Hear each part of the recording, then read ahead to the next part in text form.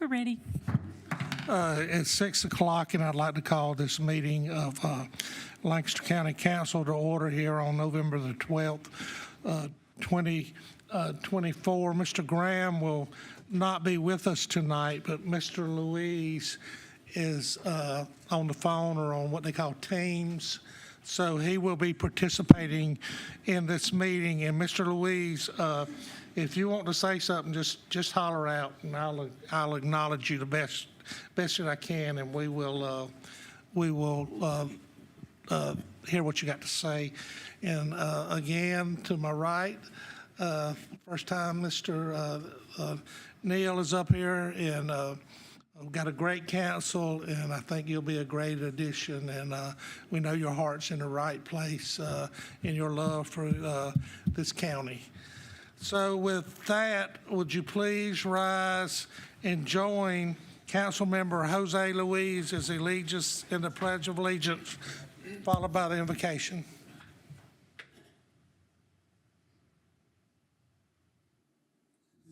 Flag of the United States of America, and to the republic for which it stands, one nation, under God, indivisible, with liberty and justice for all.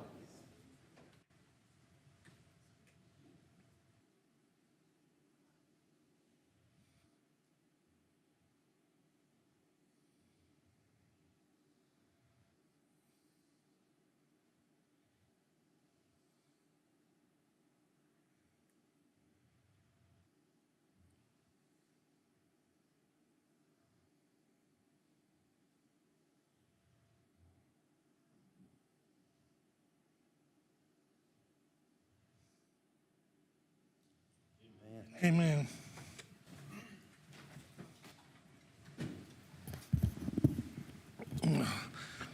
All right, let's move on down to our approval of our agenda. Do I have a motion? Motion to approve. Have a motion from Mr. Carnes, a second from Ms. McGriff. Any discussion? Hearing none, could we have a roll call, please? Charlene McGriff. Approved. Billy Mosteller. Approve. Jose Luis. Steve Harper. Approve. Bryant Neal. Brian Carnes. Approved. We have unanimous approval of our agenda tonight. Let's move on down to our citizens' comments. Please bear in mind this is not a period of dialogue with council or a question and answer period. This is your opportunity to address council with your concerns. I ask that you address your remarks to council as a body and not to any individual council member. Please speak in the microphone, state your name and address for the record, and you will have up to 3 minutes to address council. Your time will not start until you have provided your name and addresses. We have Ms. Lori Sestar.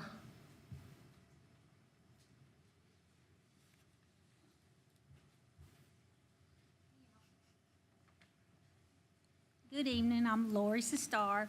I'm a lifelong resident of Lancaster County, and I work in the voter registration and elections office. I'm here to speak about an unsung hero who is Mary Ann Hudson. As most of you know, Mary Ann is the director of the elections office, and as we call her, our fearless leader. In my opinion, she does not get the recognition or credit she deserves. I've known her since high school when we worked together at Hardee's and with the Lancaster News, and about 3 years ago, I left the newspaper and I started working in voter registration. Mary Ann and I have always shared the same work ethic, so I know how hard she works. But the way she handled and prepared for this election, it was like coordinating a small military operation. If you've ever worked an election, you have no idea how hard Mary Ann and our staff work. It takes many months of programming, preparing, and testing machines, making sure 4 early voting locations and 36 precincts are safe and secure. The training and scheduling of hundreds of poll workers, scheduling machine delivery and pickup, solving problems, handling complaints and accusations, and making sure all laws are followed while keeping up with day-to-day responsibilities. Mary Ann is fortunate to have a team that cares as much as she does. Renee Holcomb, who is knowledgeable, patient, and has taught me so much. Wes James and Jean Usher, who do a little bit of everything to keep us organized. Charlene Hunter, Brenda McManus, and Lisa Henson, who helped with the office duties while we were busy with a bunch of phone calls. All the early voting workers, the public works crews who delivered and picked up signs, and all the election equipment. All the clerks, the poll workers, machine techs who worked 12-plus hours on Election Day. The polling locations that allowed us to use their facilities and make sure everyone was comfortable. Brad Carnes here at the assessor's office, he helps get the election results out as quickly as possible. Other county employees who help man the call center, the IT department, and those who help with traffic control. Brenda Thompson and the marketing staff kept social media up to date, checked on us consistently, even if it was just to give us a much-needed hug. Dennis and Stephanie rolled up their sleeves and pitched in, and the entire county administration staff who gave their parking spots for the 2 weeks of early voting so it would be more convenient for the voters. Our board members are so supportive. All these individuals with different backgrounds and political beliefs worked as a team because they care about Lancaster. During the 2 weeks of early voting, we had over 36,000 votes that were cast, and on Election Day, another, I think, 18,200, which was a 79% voter turnout with a few issues, but they were few and far between. That is an amazing feat for Lancaster County.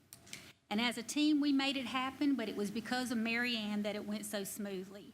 She has that effect on people that want to help and do a good job for her. We all felt our responsibility to the voters of this county, and because of her leadership, we accomplished the mission. She not only made us look good, but she made the entire county look good. She's a rock star. I'm so proud of her, our entire staff, and everyone who helped make this happen.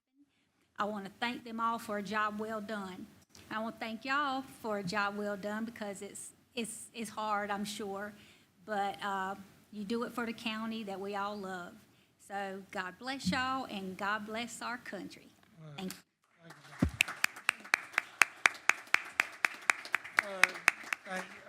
Jody Honeycutt.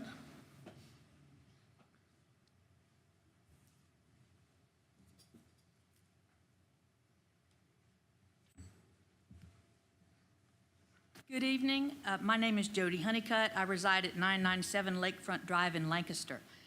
Like my sister, I rise tonight to applaud voter registration director Mary Ann Hudson for her tireless efforts to make sure that elections in Lancaster County are conducted fairly, efficiently, impartially, and according to the law.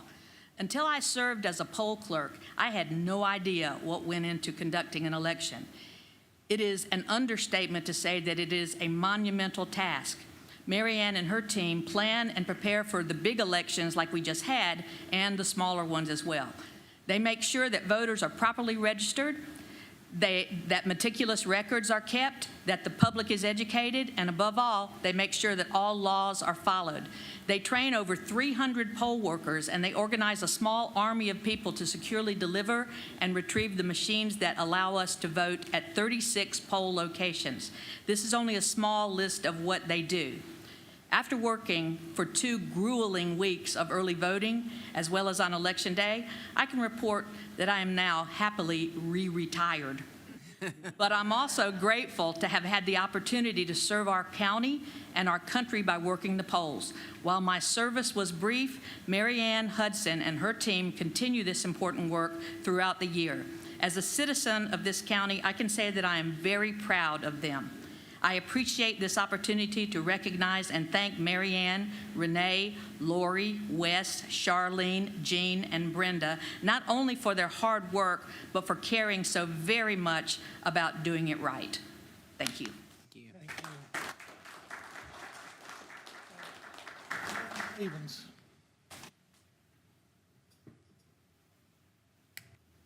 Do we have Ben Stevens?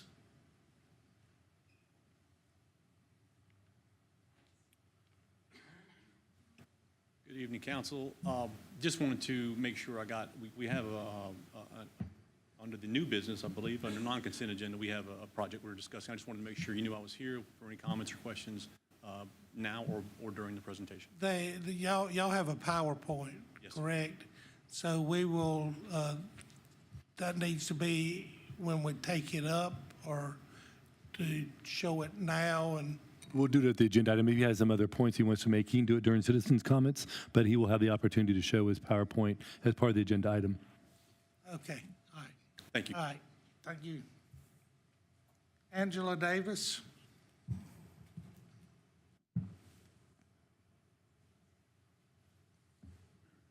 Good evening.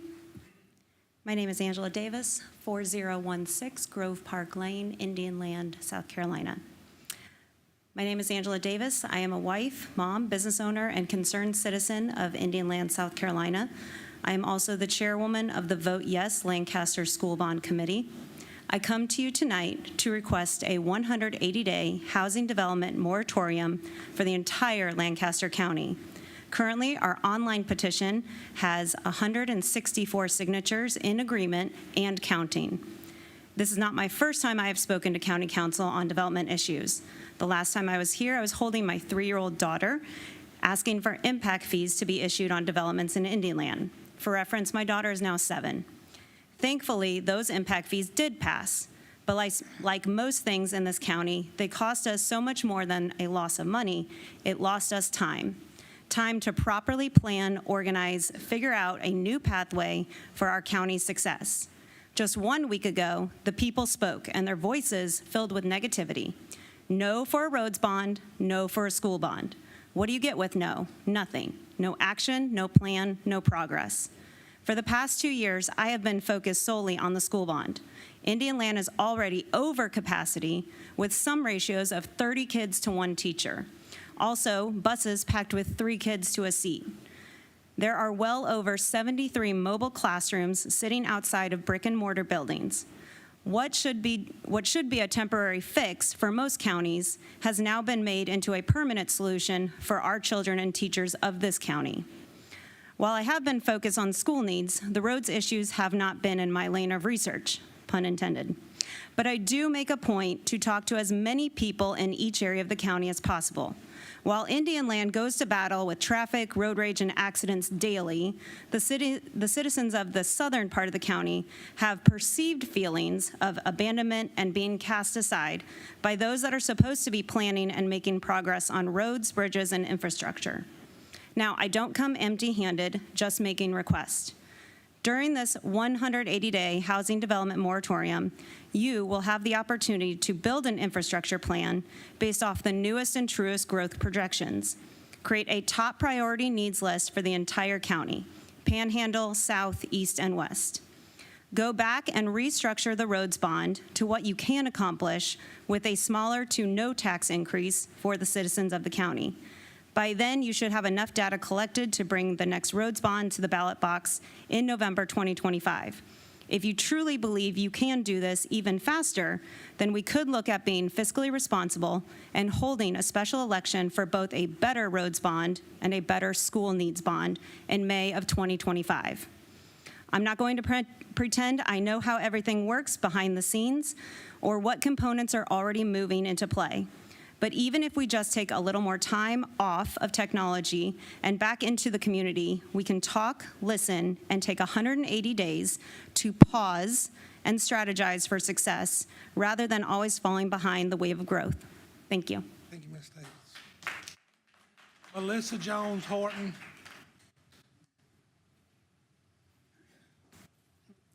Melissa Jones Horton, 208 West Meeting Street, Lancaster, South Carolina. Chair and Council, good evening. Tonight is a very unique concern that I have. It's personal. My husband and I requested his mother property taxes to be forward to our home as she aged. Over the years, the portion of that property was sold at delinquent taxes. Over 2 years ago, upon paying our taxes last year, a staff member directed my husband to the delinquent tax office with that bill. Months later, when I noticed our taxes, I asked a staff member the name of the people that purchased my mother-in-law's property. Upon asking that question, I noticed that the proper procedures of that company that bought the property did not follow through proper protocol. And at this time, that property is still on family land. I also asked the staff member to refund us those dollars that my husband paid. The staff member also mentioned that the new owner, again, did not follow through the proper protocol. I shared with that staff member that I didn't feel that it was a citizen's obligation to notify your office, her office, that member office, about things that have not been processed in the proper protocol. So after no support with my requests, I requested a meeting with Mr. Mastal, and I had that meeting. I waited for a refund, never received a refund. Months later, I came to council to speak with one of the council members, along with Mr. Mastal again, and to no refund again. So I'm here today to ask the entire council to help us with this unique situation.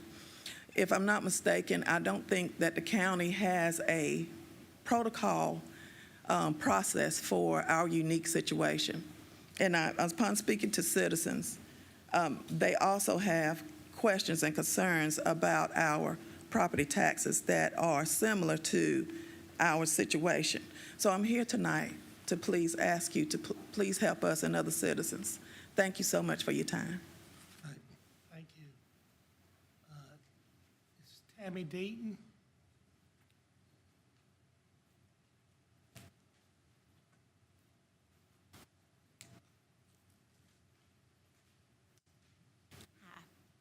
Hi, my name is Tammy Deaton, 8713 East Meadow Ridge Road, Indian Land. And first of all, I want to say this is the first time I've ever attended any one of these meetings, so I appreciate you giving me a second or two, minute or two.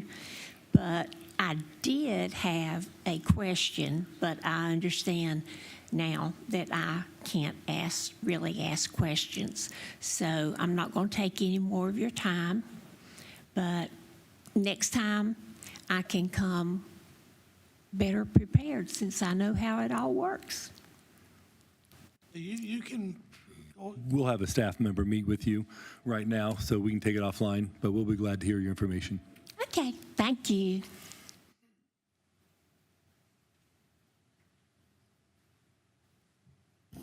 Okay.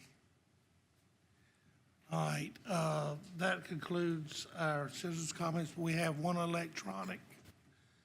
Ms. Simpson, one electronic comment. Yes, Mr. Chairman, and each of the council members should have a physical copy of this comment at their seats. The electronic comment came from Debbie Todd of Lancaster, South Carolina. She wrote in regarding ordinance 2024-1917.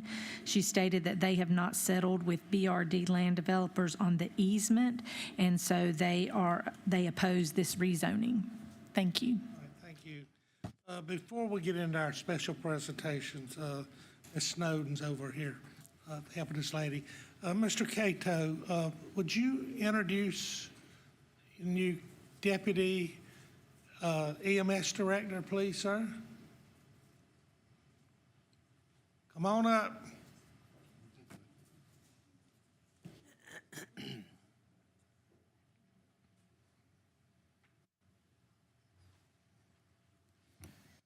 Thank you, Mr. Chairman and members of council. Tonight, I am proud to introduce to you Mr. Damian Wilson. He comes to us from Richland County. Yes, this is the second person we borrowed or replaced from Richland County.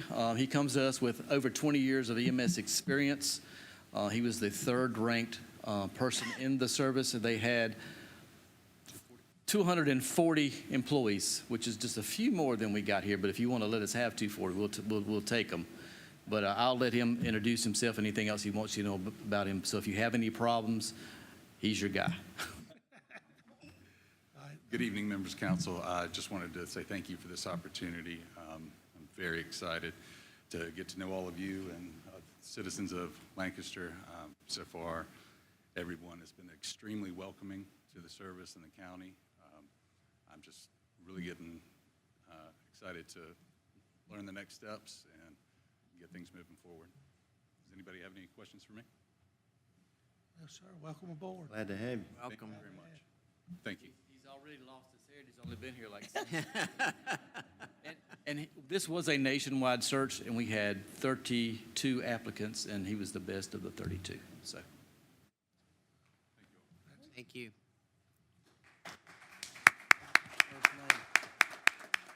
Daniel Wilson. Well, Wilson, I heard that. Wilson. First name. Daniel. Okay, it was Daniel.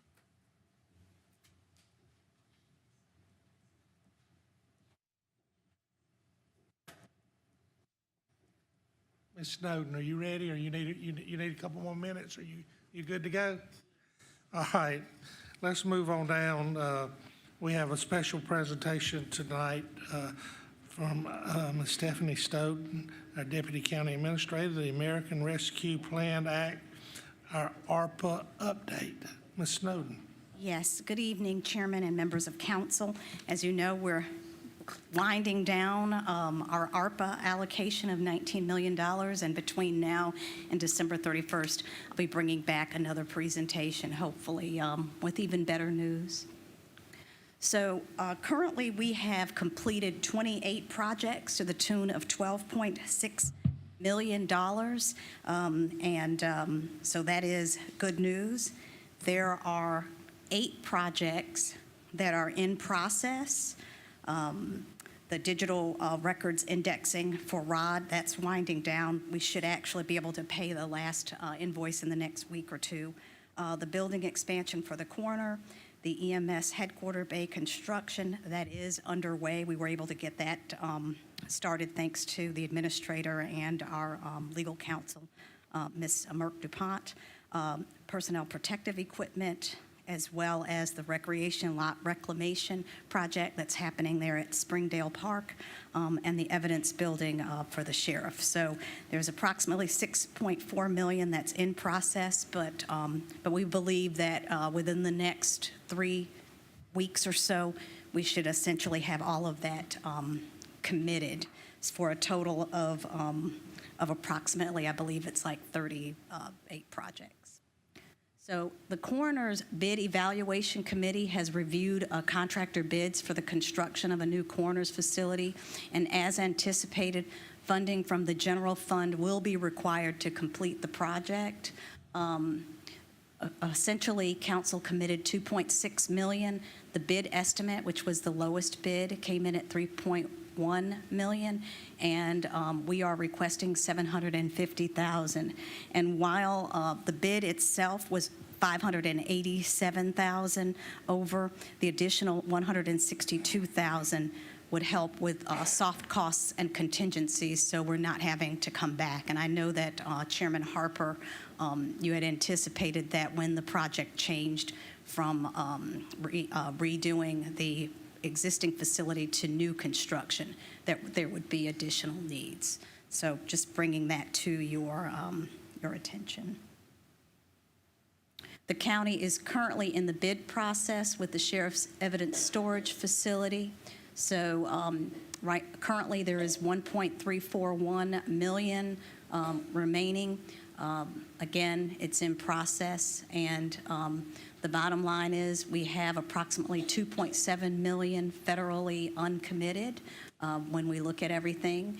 And once the coroner's office funding is allocated, as well as the sheriff's evidence storage, we will be able to meet the December 31st, 2024 deadline in order to actually not have to pay anything back or give any money back by December 31st. We need to have expended the entire $19 million allocation.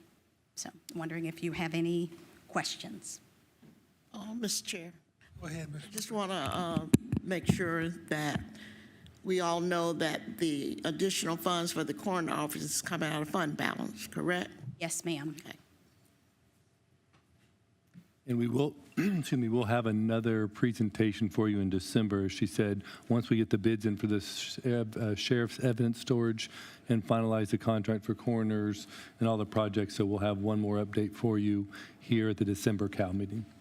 We are pushing We hard. can include this in the second reading of our, Current budget amendments that's going through, yeah. Mr. Louise, any questions?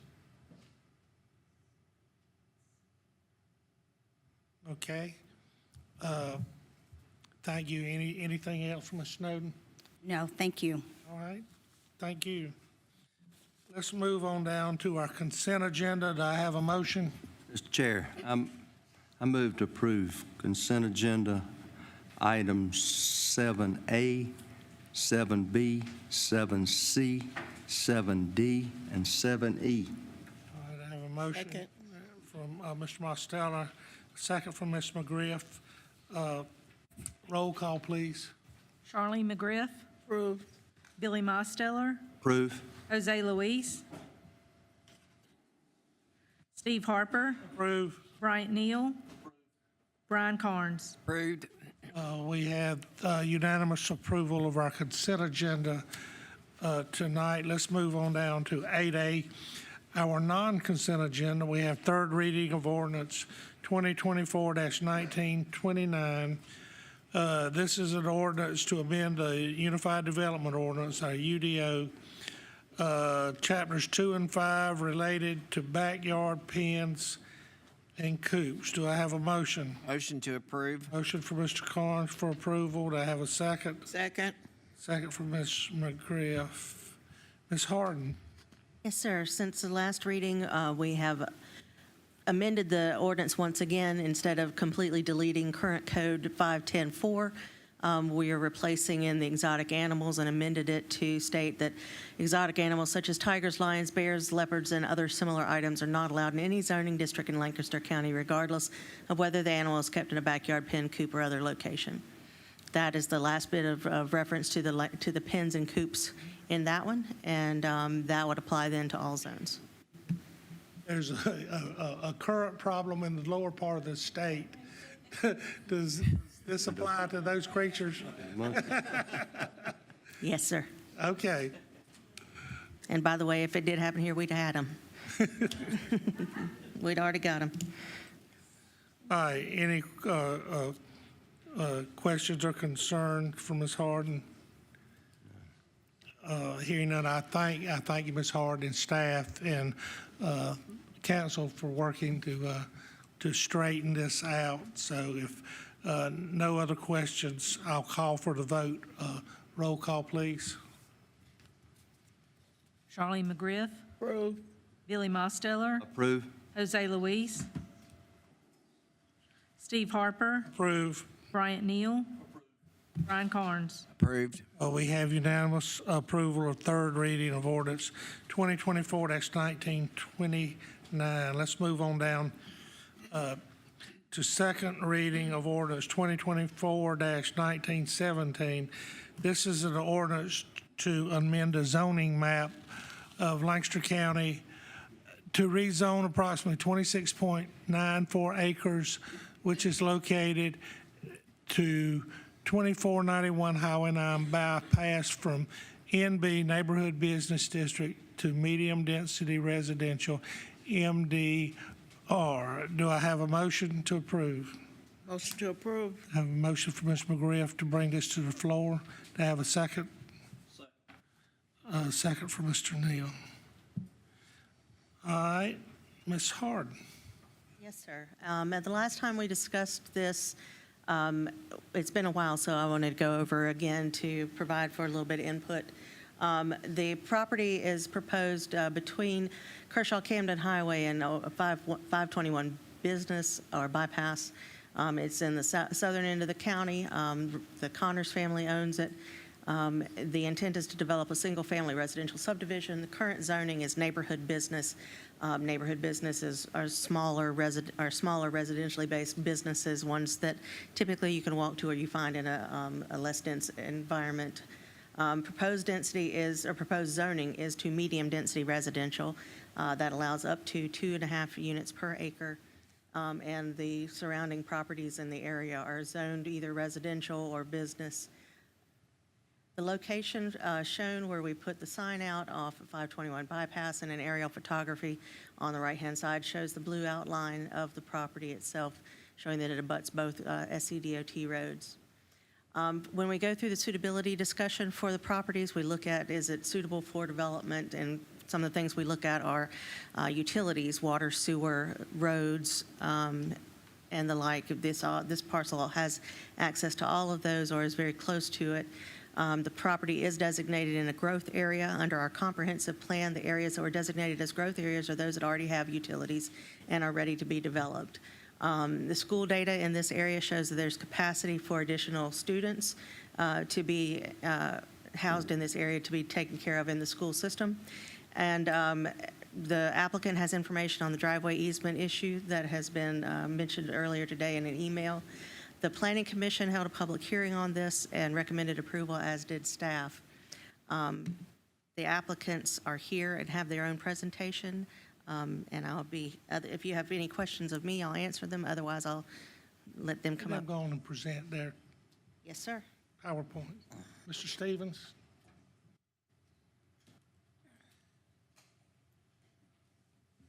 Thank you, Allison. Good evening again, Council and Mr. Chair.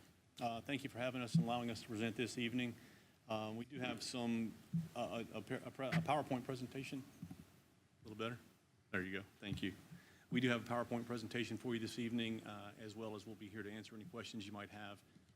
And I do have some adjustments to what's shown currently in the PowerPoint, just some new arrivals today after it was presented. So we'll walk you through that as we go. With me tonight is Spencer. He's here on behalf of BGE, our civil engineer and designer. So as you can see, here's the location of the site on the aerial. I'll just go through some of this pretty quick. More zoomed in location there. As mentioned, this is in a growth area, just south of the city. We'd be going to medium density residential, which has a high of 2.5 dwelling units per acre. As part of this job, we were going to have to extend gravity sewer along 521 bypass, approximately 1,200 feet to the pump station there. And I'll let Ben speak to this. Thank you. So this is one of the exhibits. This originally was what, as we refer to the driveway easement, the image on the screen currently is what we were in progress of, I'll call it carving off or subdividing from our current purchasable property from the seller. Because the driveway easement was basically inhibiting the discussion around the plan, our intention was to just remove that from the project. And it makes it cleaner so that the current property owners can work out and negotiate with the folks, Mr. and Mrs. Todd, who are here this evening, and also sent the email in earlier in opposition. It will allow those two parties to work out any agreement which is currently in progress. So just as of today, we received a new survey. We have a copy of it here if you would like to see it, but it essentially is the same concept. It allows us to remove any questionable property from our project and allow those two parties to work it out on their own amicably, which they're both, in the process of doing. It does show a larger amount of acreage than what this current exhibit shows, but at the end of the day, we will present the project that we would present and the plan that we would present will not include any of those properties in question. We felt like that was the cleanest way to allow the council to understand, and in planning as well, to understand, that gray area of property ownership. Any questions? I have a question that is in my district. So originally, I had asked that you and the Todds get together and come up with some sort of agreement that you both could live with. Has that happened? This is a result of that. I would say that. We did meet. We walked out on their property. They were welcoming to me to come out there and walk it, and we discussed some options. We weren't, between BRD, who's the proposed purchaser of the other property, we weren't able to come to common ground, which was fine, and it made more sense for them to negotiate with the sellers, the Connors family, the current property. Ultimately, we're on contract to buy that property, but I can't negotiate on their behalf. And I don't want to speak for the Todds. They're here if you'd like to ask them questions. But they are in discussions with the Connors? That's what you're saying? Their legal counsel has been talking. I don't know that they've spoken directly, but just as of today, their attorney sent our group and the sellers, the Connors family group, the new survey and things. So they've been out there trying to understand what property is really what they're trying to retain.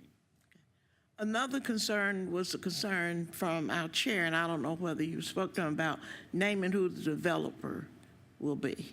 Yes, ma'am. Well, we've got a little bit more in the presentation, and I think we can address it when those. Okay, well, I'll wait to ask additional questions. Thank you. So continuing on with this, we had a neighborhood meeting, I believe that was back in May, where we talked with the basin owners, and they had a few questions about noise and some other concerns with subdivision, potential subdivision, as well as the concerns that we've already kind of stated with Planning Commission on the driveway easement and the site distance on Kershaw, which we'll address as we get into design. This is the current plan right now. Obviously, it's going to change a little bit as we figure out where that carved out piece of property and the existing driveway easement end up. And I'll speak to that just also, if I can walk around and point to the screen, would that be all right? Just so everyone can reference that?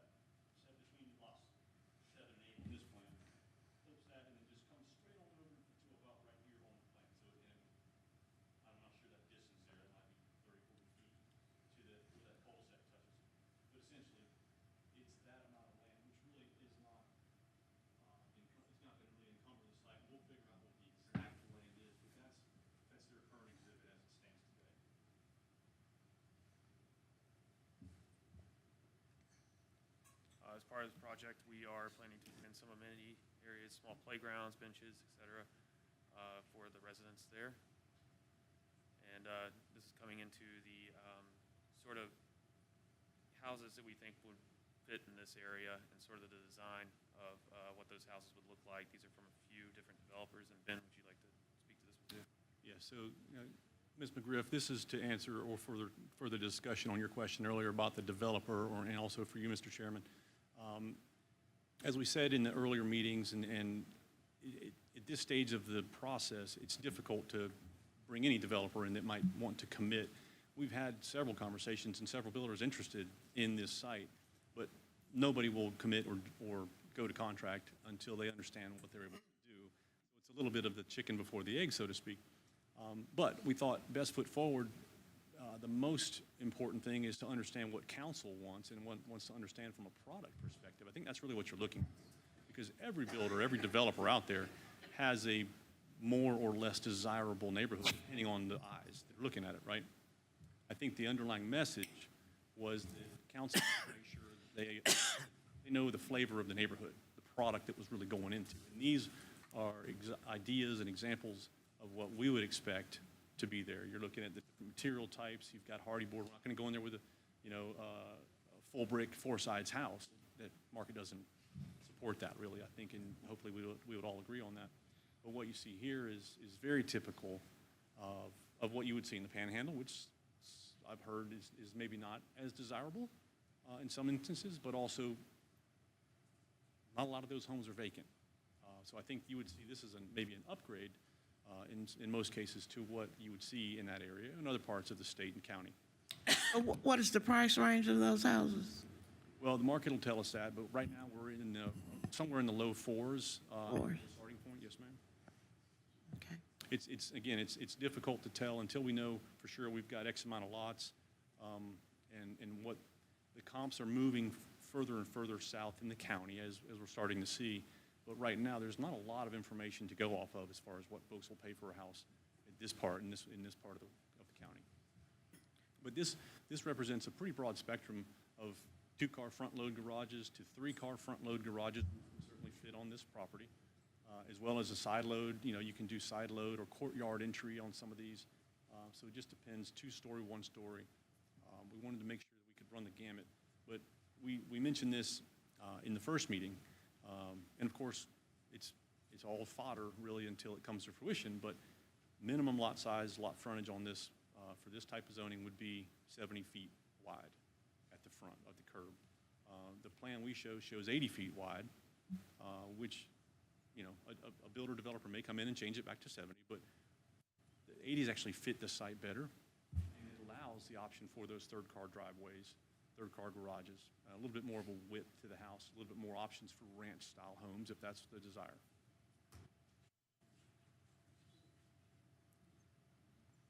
Okay. So moving on, obviously we have the meeting tonight, and then we'll have the third reading after this, either end of November or beginning of December. And so the council had asked for a timeline at one point, so we sort of put one together here and updated it for the time we haven't been here. And we're predicting first resident around February of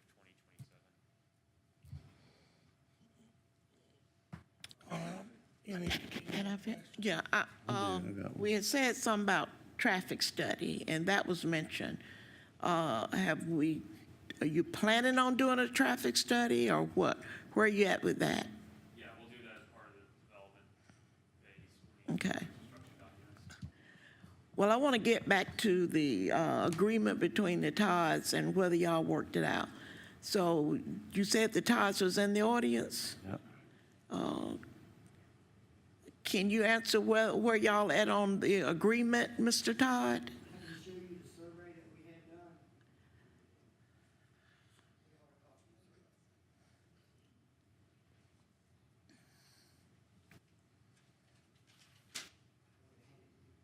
No, give it to Sharon. Clerk, please.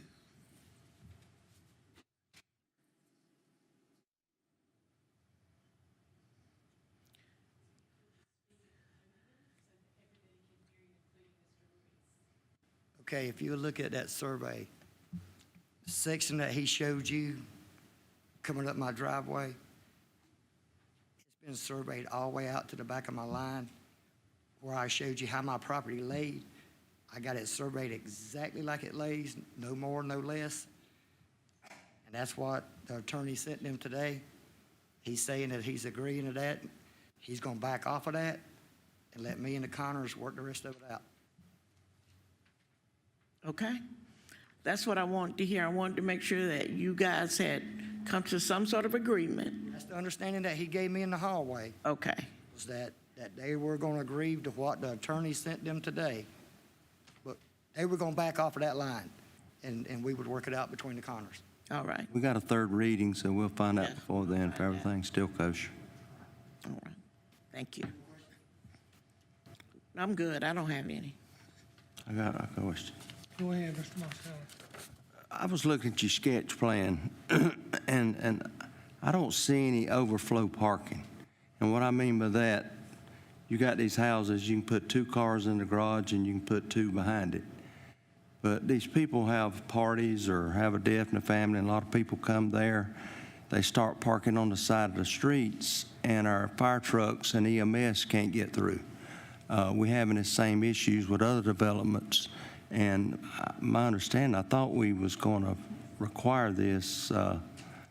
Miss Allison Mike can address that, but we do have issues with these narrow streets in there. When they start parking on the sides, we can't get through with our emergency vehicles. So. The Planning Commission can ask for that as a concession during the subdivision. Right now, the code says that when they have one house, they're only required to put in 1 parking space. That's something we're addressing in the UDO rewrite, hopefully.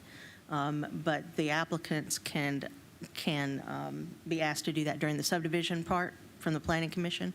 And then the Planning Commission can, if they disagree with the Planning Commission that they need it, then the Planning Commission can use that as a decision-making process, whether they should or should not apply. Okay. Mr. Louise?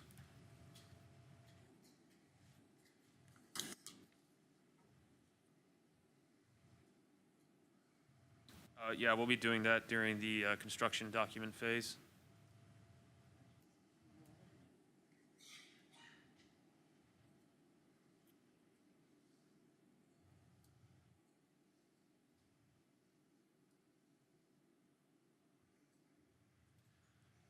The green space is shown on this site plan is mostly adjacent to the neighbor that was concerned about his auto parts store and the noise from that.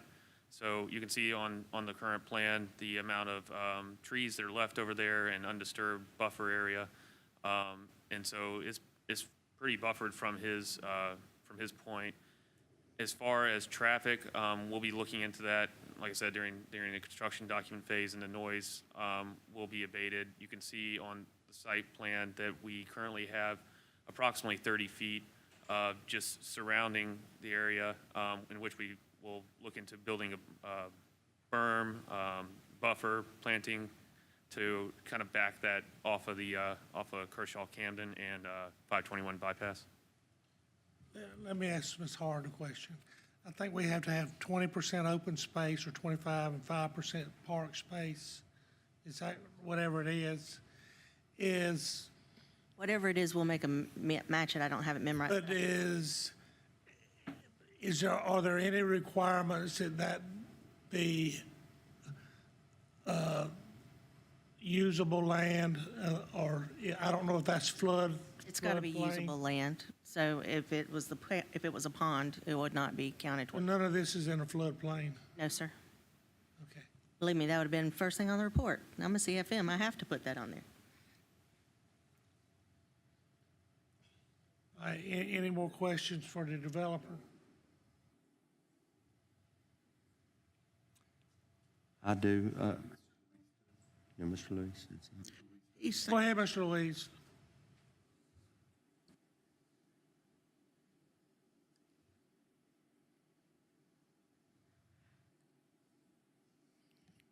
No, that's the other project. The other property was withdrawn after, yeah.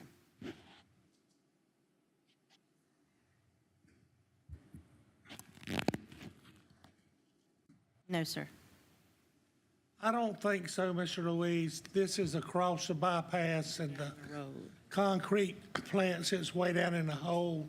I don't think you would hear any noise across. That's probably 1,000 feet away, I would imagine, to the nearest home site. Not 1,000. I don't know. If you got a bigger map, you'll show us. So we will look at that when Ms. Harden puts it back up there. I don't know that we have much more detail. Sherry, can you put that back on the screen, please? Thank you, I got it.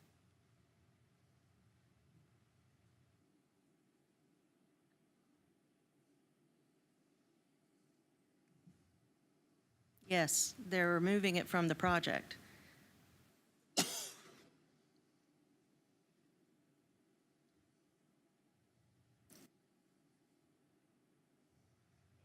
Correct.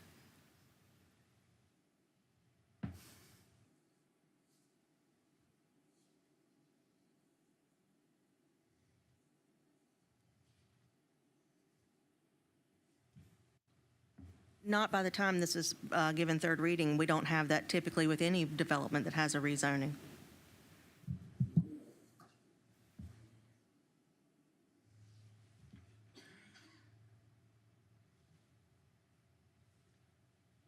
So the concrete plant in the bottom part of the purple, or The upper part, the purple. up near the top? Yep, near the top, yes, sir. And we got the asphalt plant on the other road.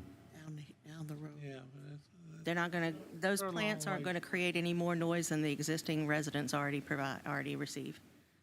The plants are being affected by this. We just don't want nobody coming up here complaining about either one of those plants, that's concrete or the asphalt plant, so. yeah, they have started construction on the asphalt plant, That's right. but it's a long ways away. Yeah. All right, any more questions for the developers? I have one more thing. I know there's some topo issues with that land, because we looked at that land before and somebody else was looking at it, but there was some topo problems. I hope you're going to have some good engineering in there to take care of the stormwater issues and stuff for that in there. Yeah, we what's going on. definitely will. I mean, we've been working here for about 10 years and have 50 years of experience in Texas. And Charlotte office, I think, started 8 years ago. But yeah, we have a very good team of engineers to work on this. Okay. All right, thank y'all. All right, thank you all. Appreciate all the conversation back and forth. And Ms. McGriff, thank you for entertaining the conversations and helping us get to the bottom of the easement issue as everything else. Appreciate everyone's time. All right. Any more discussion up here? So it's my understanding that there will be an agreement in place before third reading. With the Todd you're talking about? Yeah. Okay. I want to make sure I know what that resolution needs to look like in front of the council as far as that agreement. Is that a recorded document? Is it a written contract or agreement with? Ms. Harden, would you step to the podium, please? Are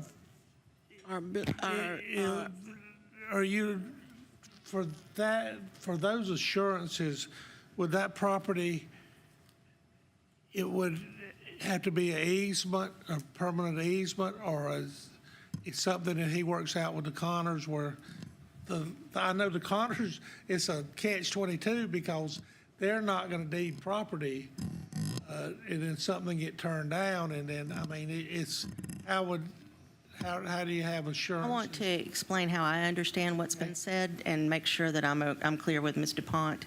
The way I understand it is that the property that has the easement on it, the section of the property that has the easement on it is being removed from the rezoning request, so that the rezoning line will then line up with the edge of the easement rather than the edge of the property. It's unusual, but it is something that will get this through, allowing the property owners that own the easement and the people that want to buy it or are having a discussion about it to negotiate on their own where it doesn't affect this development, and the development will not be dependent upon the easement in any way, shape, or form. Not for access, not for open space, none of that. Do I understand that correctly? Mm-hmm. Okay. Okay. That's the way I understand the discussion. That would be part of the, would it be part of the ordinance on the third? So the ordinance at the third reading will be amended to the new acreage that relates to the property without that easement area. And that acreage with that map will be part of the third reading if you put the second reading today. That will go forward and say only this section of the property is rezoned. The rest of it remains as is until such time as the two property owners have a chance to come to their own without the developer in the middle of it. Because it's the property owner and the Todds that have the discussion going. And if this is out of their development design, then it's not necessary to move forward. Okay, but I think that needs to be a surveyed document that's attached to the third reading. Is that correct? Yes. It doesn't have to be recorded, but it just needs to be. We'll provide a survey, an amended survey based on the new exhibit, and also we'll have I can provide a redacted contract amendment between us and the Connors family for a purchase sale agreement, so that it'll show that the legal description of that property that we're actually purchasing would not include the section in question. We'll provide both of those. In other words, we're trying to take this and any of our processes out of that discussion between those two property owners and let them do their thing. We don't want to hurt anybody. We don't want to harm anybody. We don't want to make anybody do something they don't want to do. Okay. So I can provide that at third reading. I'm good. They'll provide it before third reading so I can look at it and make sure that it's right, and then you can have it at third reading. Yes. Thank you. Thank you. All right, any more discussion? think we're ready to, let me get back to where I was at.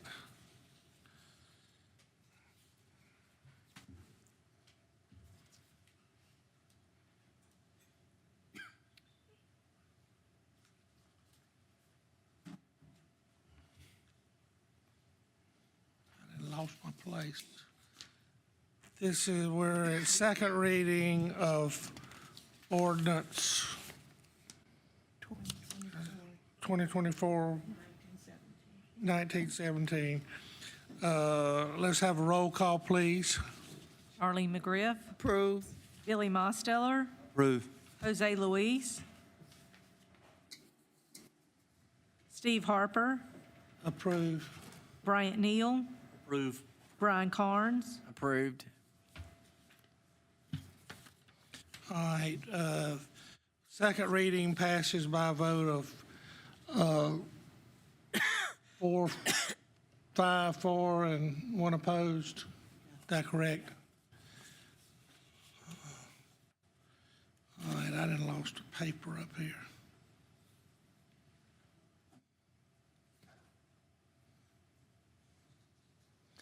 All right, let's go on down to first reading of ordinance 2024-1933. This is ordinance to authorize the acquisition of approximately 0.25 acre parcel of real property located at 305 North Catawba Street, to authorize and approve the execution and delivery of an amendment to a fee agreement between Lancaster County, South Carolina, and Founders Federal. Do I have a motion to approve? Motion to approve. Second. Mr. Carnes, second for Mr. Mosteller. Mr. Marstall, Mr. Falk. Mr. Chairman and council members, this is a first reading of a concept we had talked about, different facility space within the county. The proximity of this to the courthouse and to the administration building will serve some of our facility needs going forward. But more importantly, this is an opportunity for us to do a transaction that would be a cashless transaction by amending the current economic development agreement with Founders. And I'll ask Mr. Brian Folk to give a little bit more of the details on that. Okay, thank you. Good evening, council members, and welcome, Mr. Neal. Thank you, Dennis. So just some key points here. Under the county's strategic focus of resource optimization, the county will purchase a building and land currently owned by Founders Federal Credit Union. Purchase price is $425,000, and it sits on 1/4 acre located at 304 North Catawba Street. And this price is below the appraised value, I should add. Payment will be made by the county by way of a temporary increase in the special source revenue credit now in place under the original fee agreement dated September 14th, 2009. Founders has been in full compliance within the terms of the agreement, which has a 20-year final maturity, and in particular the requirement that they invest $30 million. Building inspections and environmental study have been completed. Transfer of the property to occur at the time of the signing of the third reading.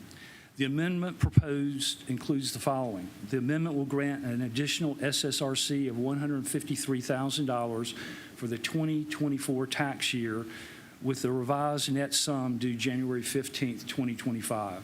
The same special source credit will also be applied to the 2025 and 2026 year. After this, the agreement reverts to the original SSRC calculations.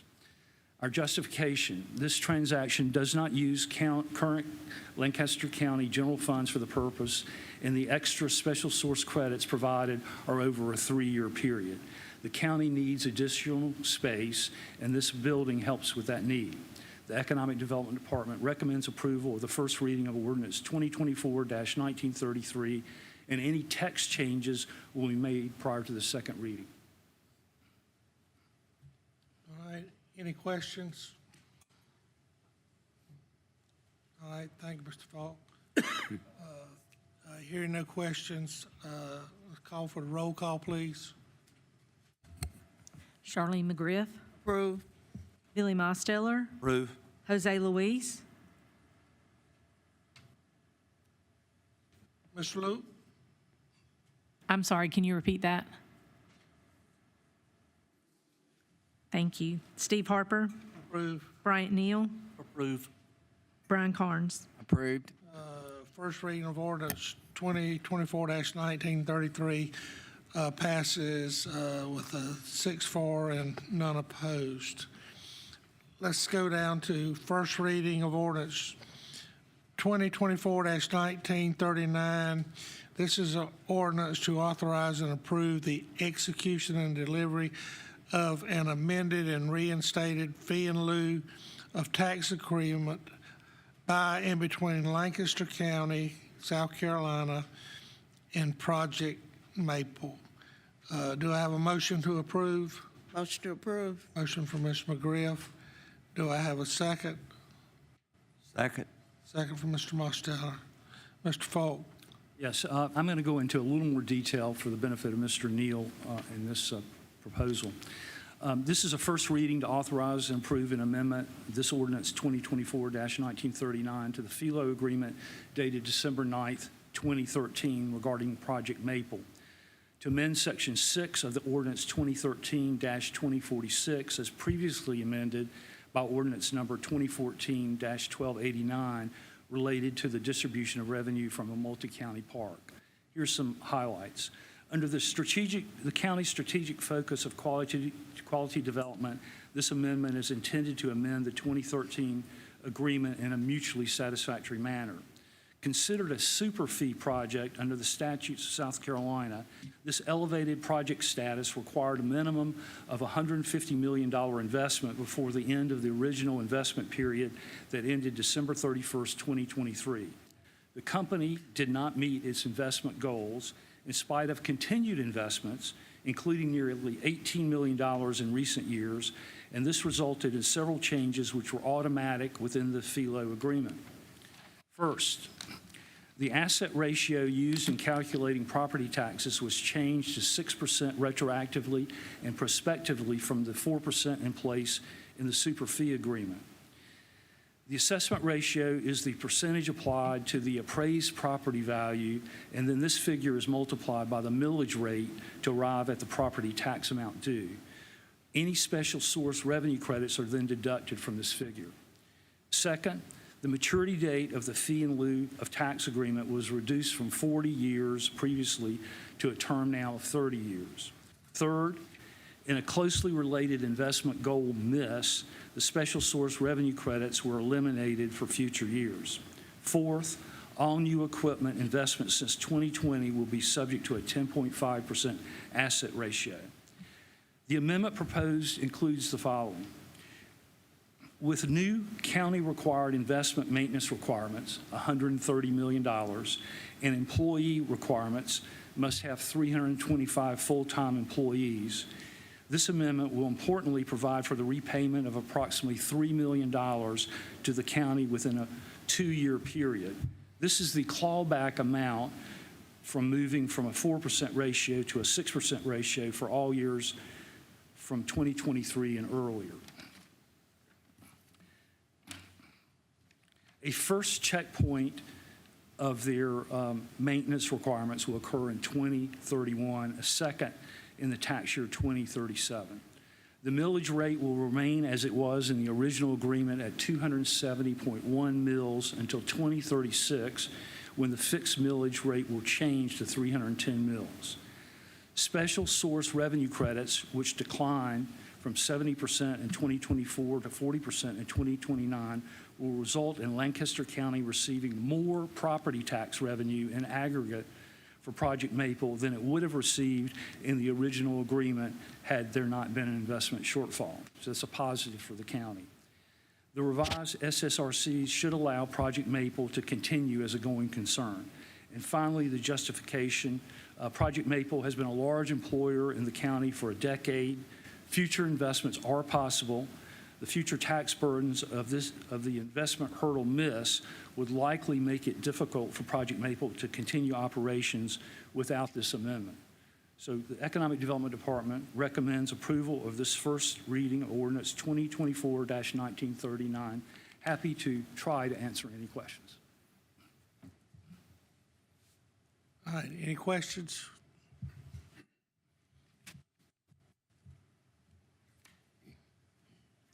All right. right, hearing none, we're ready to vote on first reading of ordinance 2024-1939.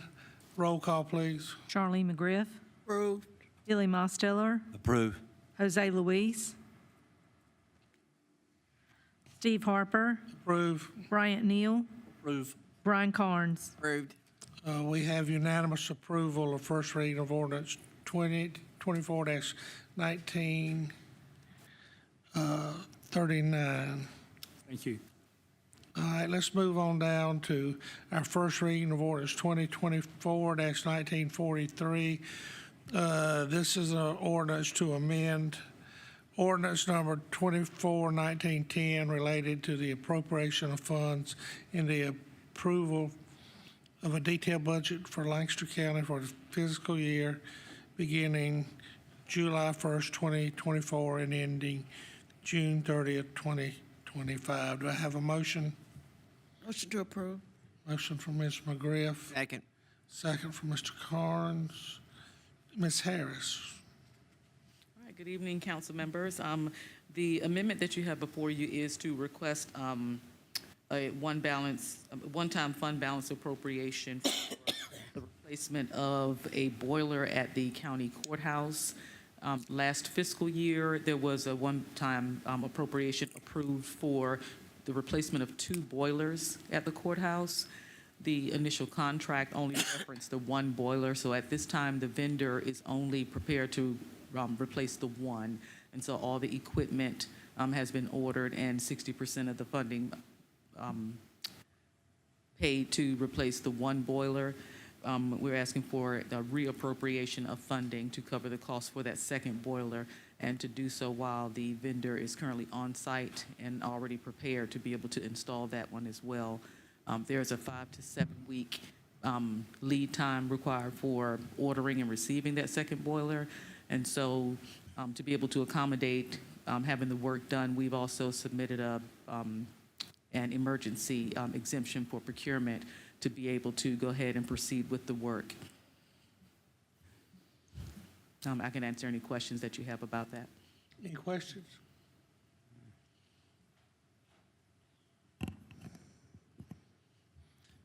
Okay, hearing none.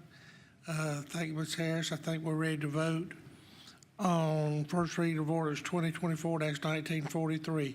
Roll call, please. Charlene McGriff. Approved. Billy Mosteller. Approve. Jose Luis. Steve Harper. Approve. Bryant Neal. Approve. Brian Carnes. Approved. All right, we have unanimous approval of first reading of orders 2024-1943. All right, let's go down. We have a public hearing in first reading of orders 2024-1931. This is an ordinance to amend the Unified Development Ordinance, the UDO, chapters 2 and 5, to amend regulations relating to shooting ranges. Ms. Harden. Yes, sir. Thank you. So this is a proposal actually by Lancaster County staff. The background for this is that the Recreation Division has received grants from the USA Archery Organization to provide archery programs for the students in Lancaster County. It's a high need for us to have recreation opportunities that are interesting to adolescents, the older range of the youth, 12 to 17. And this is one of those opportunities that the staff picked up on. They also asked us at the time, is it zoned for that? And when we double checked, we said, well, we have shooting ranges as a use in the code, but we don't have it involved in the zones for the recreational centers, the INS. And we don't have it specifically set out for things, for some of the things that archery requires. And in addition to archery, some of the same programs carry for airsoft or BB guns. So we addressed that by this ordinance to reduce that gap for children in the area. The current code focuses mostly on NRA shooting ranges, and so we did not want to mess with that. We did not want to inadvertently affect that. So what we did was we proposed to go in and we talked to Boy Scout leaders, U.S. Archery representatives, and Parks and Rec staff. We talked about the Parks and Rec group about their ordinance, their grant program. Their grant program pays for them to become trained and certified in archery instruction under USA Archery. And then I mentioned teen populations underserved by recreational programs outside of school, because a lot of our programs are for young children, after school care, before school care, and the teenage population needs a little extra something. So the proposed changes are for archery, airsoft, and BB guns to be allowed in the INS. This would cover, again, our recreation centers, any civic buildings. It also would include a lot of the churches. And when I was questioned about that by some, my discussion point for that is that there are a lot of churches that sponsor Cub Scouts and Boy Scout programs. And being able to have this kind of instruction permitted on their site might be a benefit to those groups. I know it was to ours. Also, we did not want the staff to have to become, all staff, especially our code enforcement staff, to become range design specialists. There is guidance out there that is provided, and since our rec staff would be those certified attendants and certified instructors, we focused in on referring to established standards rather than creating new ones for ourselves. So in the section that we show, all of the areas on the slide that are in yellow are areas where changes are proposed. So under the first one is indoor shooting ranges. There's two sections, indoor shooting ranges and outdoor shooting ranges.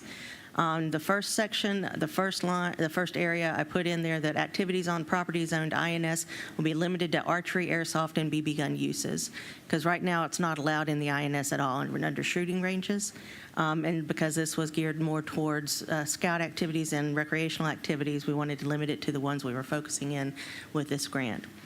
Under the design, we made sure that we said for shooting ranges, the NRA guidance would apply, and for, that for archery ranges, the design would follow the most recent editions of either USA Archery Standards or the standards found in the Boy Scout National Shooting Sports Manual. But we have copies of the Boy Scout Manual, but the USA Archery material is under, it is proprietary, so they don't have it out on the public. That's part of why when I talked to the USA Archery, I said, well, how am I supposed to understand what I need to put in the code as to how far it goes and how much buffer do you have and what's the safety regulations. He was kind enough to send me some standards under EASN, which is a equipment provider. But he did say, well, that is a pickle. You know, if we've got something that's proprietary and you're trying to regulate to it, we only allow it to be provided to those that are certified under our program. So we referred to both. That way, if you're not a certified archery person, at least you have to follow the Boy Scout guidance, and that's been set up with many, many years of experience from instructors there. For the outdoor shooting range, we also again said this applies on INS only to archery, airsoft, and BB guns. And the separation requirement, we split it out into the firearm separation and left that untouched. And for archery, airsoft, and BB gun uses, outdoor ranges shall be located no closer than 100 feet to any residential use regardless of zoning. So they'd have to be farther away from a residential building. The shot containment, it said the ranges, we wanted to make sure all ranges were mentioned and said that all ranges will be designed to contain the bullet shots, arrows, and others. That's the only place where we went in and made an amendment that reflected the NRA requirements by expanding it not just to the shooting ranges, but to all ranges, archery, BB gun, et cetera. The design standards, it's a little difficult to see on the screen, but the basics are that this is the design of the facility shall be required by the appropriate standard bearers for the use. For shooting ranges, the NRA guidance, and then we left that citation there. For archery ranges, again, we cited that the USA Archery or Boy Scouts National Shooting Manual will prevail. Set aside again the NRA section and left it alone. And then added in the section for archery, a site plan must be submitted, and this is again for outdoor design. The site plan must be submitted. The detailed site plan must show the boundary of the subject property in its entirety, because oftentimes we'll get half of a survey where we don't know where the rest of the property is. We want to make sure that in the containment area that's required, that we're not going outside that property with any of the materials. That the surface danger zones and buffers must be entirely on the property, and ranges must be designed to contain all projectiles and debris. Again, good housekeeping, good Boy Scout rules. You know, if you make a mess, you clean it up. You leave nothing but footprints. And then for security, For NRA design shooting ranges, left that as is. For archery, we said that the shooting range must be enclosed per the guidance, such to discourage the public from entering the shooting area. Signage reflecting the rules and consideration for shooters shall be employed. They have their own whistle signals. They have their own keys for how archery events happen. They have the USAA and Boy Scouts both require signage that says, this is what you expect, this is where you go, this is where you don't go. And then the range supervision that is copied from the NRA section, the competent adult supervisor approved by the owner or manager shall be present at all times. The benefits of this, the physical skills, kids can get better physical skills and social skills by being on a team. They can build confidence. I'm thinking of taking up because apparently it gives you patience and discipline, which I need both. And then the cost is affordable, and we need more opportunities for organized events that kids can afford, and archery is very easy to get into. Question. Real quick, just a couple of examples of the standards that are pulled from the Boy Scouts book on the left and the Easton Guide, which is the USA Archery suggestion on the right. And then, yes, sir, questions. Oh, and Planning Commission recommend approval. Sorry, done. If you go back, there's a few, there's some changes to the shooting ranges that's already in there, correct? Yes, because, well, we've been through this. No. May I clarify? May I clarify? Because previously, all the rules related to shooting ranges for weapons, guns. What I did was I took out that said that it would be required by appropriate standard bearers for the use. So it is reflecting that for the guns, the NRA stands. Then for archery, USA Archery or Boy Scout stands. For airsoft BB, USA or Boy Scout stands. I didn't see any other places where I actually changed that except for shot containment. If you see one that I did, I made a mistake, and I'm happy to be corrected. All I know is we went round and round. Oh yeah, no, I heard about that. I've got an NRA book this thick. On shooting ranges, and I'm not going to support anything that changes any requirement on our. I didn't anticipate anybody would shooting support ranges. Isn't a key point on that, though, about since this is an INS, that this is just contained for INS property? No, I'm not worried about that, but I'm talking about changes on. Yeah, I understand, but I think other changes, I will not support. No, so where it Any says. changes. Where it says for firearms, for instance, and it shows as a highlight, before this proposal, all it said was separation requirements, outdoor shooting range shall be located no closer, et cetera. For separation requirements, I wanted the NRA section separate from the archery because they follow different guidelines. That's where that change was made. Yeah, but you got shot containment and which is already in there. And it goes from the requested to the required. We had people I see here what for you mean. chicken coops. Okay. And you just thought you had people here for chicken coops when we started No. changing the regulations on ranges. All right. I see that. In the first section, we take out the word required and put back in recommended for the guns. For the archery, we need to make sure that it is required that the kids follow the safety rules and that the parents or someone is on site. But I can see that. I can make that amendment in section C, and I apologize for that. That was unintentional. So it's not going to change anything on the guns?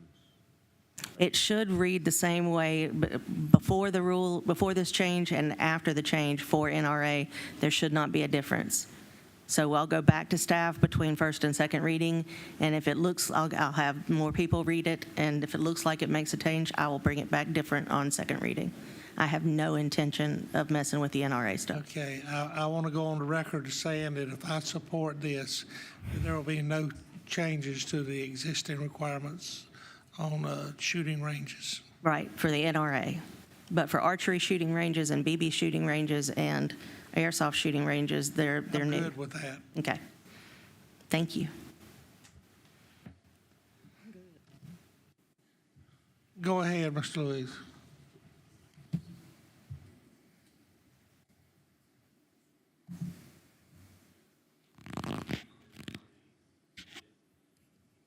This is not about, no, this is about shooting ranges, outdoor and indoor. If you are actually hunting on your property, we don't consider that a shooting range, and that would not fall under this definition.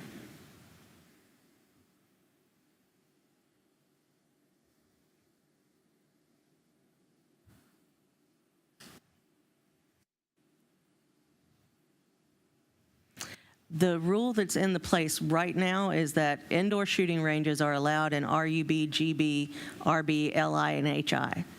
An indoor shooting range is not allowed outside of those zones right now, regardless.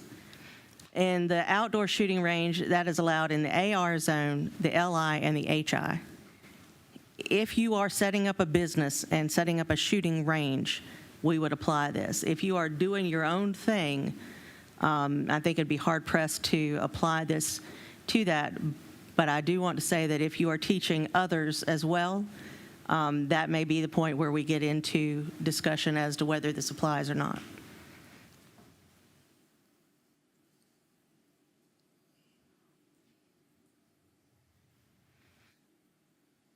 Well, we'll talk about that between first and second reading. There is liability issues that come into this discussion, and I'll research that.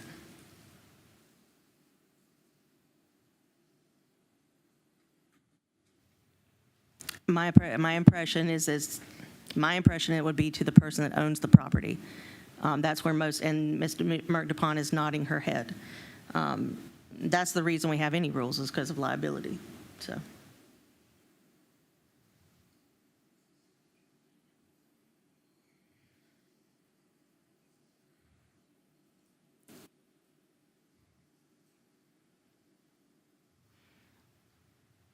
I think Mr. Harper was talking about the ranges discussion that went on, what, 2022? I was just talking about the, is that what it came before us? We had a, 2021 and 2022. okay, yeah. I just know that there was a lot of concern and a lot of questions, and yeah, I think it made everybody happy. So I don't want to change anything on that. All right, we do have a public hearing on this, but no one signed up, so we'll move past our public hearing, and I need a motion to bring this matter to the floor. Motion to approve. Motion from Mr. Carnes. I have a second. Second. Second from Ms. McGriff. Sorry, Mr. Louise. All right. Any other discussion? Any discussion? As this relates to recreation and to, the Boy Scouts and stuff, I think this is a great thing for the county. As Ms. Harden pointed out, this is something that requires focus and some hand-eye coordination and skills like that, and I think it will greatly improve the character of the people that are participating in it. If I may also add that the archery competitions are scaled up based on the type of archery and type of bow that you're using. Some of the questions that came up for concern in the Planning Commission meeting was, well, what if it's a crossbow versus what if it's a bow and arrow? What if it's an entry level? What if it's something you made in your backyard? What if it's something that you bought online?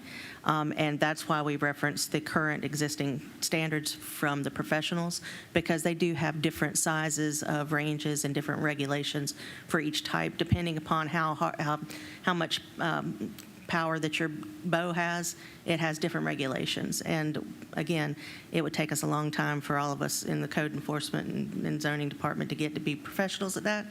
And we got enough going on. I'm just happy to refer to the book and say, make it work with the book, and then the people that know the book certify this, and we're going. All right. Any more questions? Let's call for the roll call, please. Charlie McGriff. Approve. Billy Mosteller. Approve. Jose Luis. Steve Harper. Approved. Bryant Neal. Approved. Brian Carnes. Approved. All right, we have unanimous approval of first reading of ordinance 2024-1931, and that'll stay on the non-consent agenda.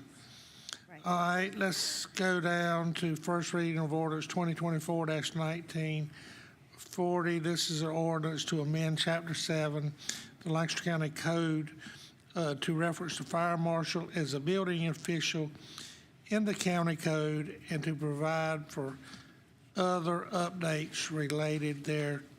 Do I have a motion? Motion to approve. Motion from Ms. McGriff. Do I have a second to bring it to the floor? Second. Second from Mr. Neal. Ms. Harden. Mr. Chairman, actually, before Ms. Harden starts, I want to make sure that council has the context of basically the next 5 items all relate to different committees, boards, or commissions. And if you recall, in the past, we made some general provision adjustments. So we've been doing a lot of review and looking at the over 24 boards and committees that have been created by county council over time and looking at some of their structures. And so we have 5 different proposals based upon that review. And the first one, Ms. Harden and I are going to do a little tag team on some of these, but the first one she works intimately with, and certainly we've had the county attorney help us review these as long as with the county clerk or clerk to council review these. And so we'll start out first with what a lot of things we see you're going to hear us say is about efficiency. Because we have over 170 volunteers that you appoint to these different boards and commissions. So we want to make sure that we use their time productively and make sure that you're getting the value that you want from the advisory out of this. And so we'll have Ms. Harden first take this first one about the Board of Appeals and Fire Code. And if you want to talk about how we propose merging them. Thank you. The Fire Code Appeals Board is currently made up of 5 members, and the Construction Board of Appeals is made up of 7. The last meeting date of the Construction Board of Appeals, because we have a great staff that's doing a great job, was 2011, December 8th. So that we'll have that slide fixed before the next one. To merge them, we need to discuss what their roles are. They basically have the same role. Their role is to hear appeals from the discussion or the discretion of the building official. And in this case, a building official can also be a fire official. And their process is exactly the same because it's listed out in the ICC and the International Code Council's documents. The benefits to merger, as Mr. Marstall said, is to improve efficiency and to reduce the footprint. Both boards have the same steps. They both are required to do the same amount of notification, the same amount of deliberation, the same delivery of the appeals action. Currently, we also have an error in the Fire Code Board that we fixed earlier with the Building Codes Board, in that the ICC does not allow any local board to make an amendment to the actual code itself. What you are allowed to appeal is how the official interpreted that code. It used to be when the Southern Building Code Council was involved and the Southern Building Codes were done, you could do that. But when the Southern Building Code Council went into ICC and the state started taking in the ICC in the late 1990s, early 2000s, we had to conform to the ICC items, and I don't think that was ever caught that we needed to update that. So in combining the both boards, first thing you want to do is change the name of the board to make sure that it reflects properly what it is the International Code Board of Appeals, and then make sure that the fire marshal is codified as a building official or an official. So we put in there that the building official and or the Lancaster County Fire Marshal, because the fire marshal is the person that reviews building plans for fire code compliance as well as other fire code issues. Then reconstituting the board, because ICC standards recommend 5. We put it in as 5. If you would prefer to go to 7, that's an option. But either way, we wanted to make sure that we included into the amendments that we did earlier this year that the board members may be composed of individuals with knowledge based on contractors, legal, fire, or building industry representatives, and then at least 2 members in a group of 5 would have fire code experience in some way, shape, or form. I spoke with the fire marshal about this. He said oftentimes the people that know building also know fire codes because they have to do both. So that would not be a hardship to find. We talk about if you're going to reconstitute it as 5, to stagger the 4-year terms with 3 of them entering at 2 years and the other 2 entering at 4, and then rotating. Because of the new rules that you put in place earlier this year, everybody has a 2-year term. So be appointed every 2 years.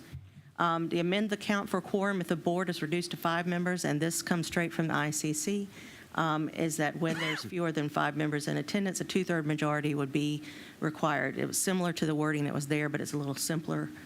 That way, there's never more than, or there's always going to be a 2/3 majority in overcoming that.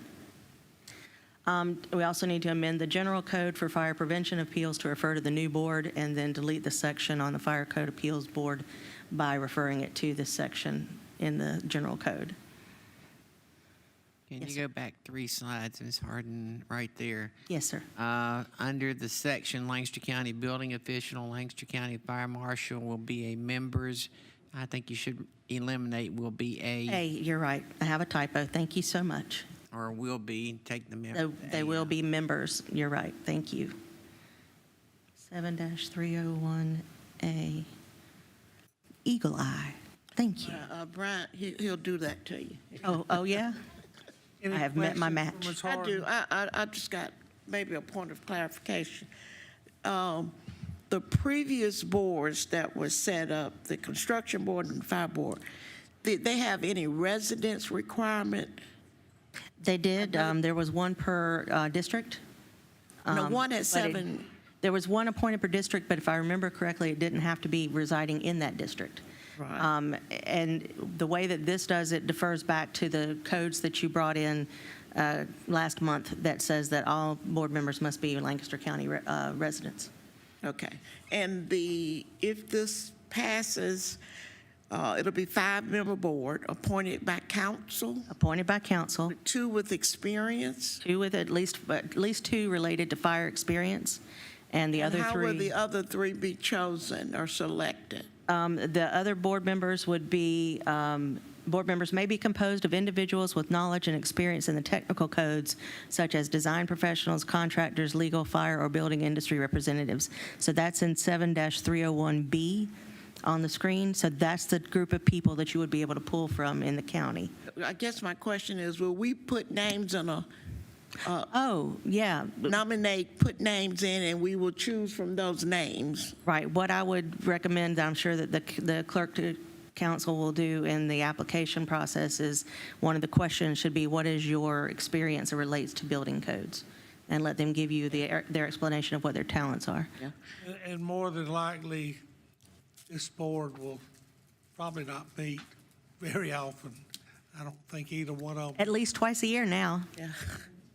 Well, the construction board hadn't met since 2011. Right. There has not been an appeal since then. And the fire code board meets on a regular basis? I don't know how often the fire code meets. No, ma'am. I couldn't even find a date when they last met. Okay. And the Fire Code Appeals Board is actually made up of 2 firemen, the Home Builders Association, which is no longer in existence in Lancaster County, and I can't remember what the other 2 are. But so the Fire Code Appeals Board is made up currently of 5 members. Now, if we move forward with an international code board of appeals, how long are we going to give these guys to meet before we realize that nothing is happening? Will y'all alert us to the fact that they're not meeting if? Yes, we will. Okay. But since your last ordinance passed, requiring boards to meet twice a year, they will now meet twice a year. Okay. They will meet, they will discuss anything they wish to discuss, they'll adjourn, we'll keep minutes, and we'll turn it in. And I've got a question. Go ahead. And when you bring names to us, I would also like their occupation and their background on Yes. each one of them. If nothing else, we have to make sure, for one, that they're not county employees, because that's forbidden in the code. Thank you. Thank you. All right. Any more questions? Hearing none, go ahead. Go ahead, Mr. Williams.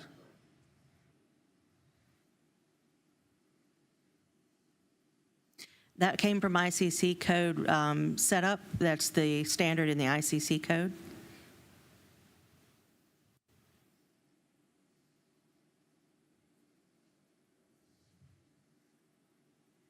Yes, but I don't know for sure if we have enough to make sure that we have fire code too.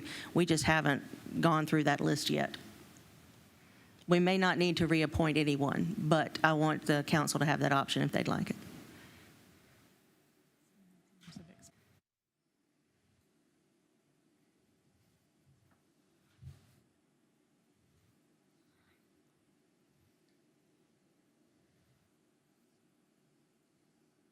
Yes, sir.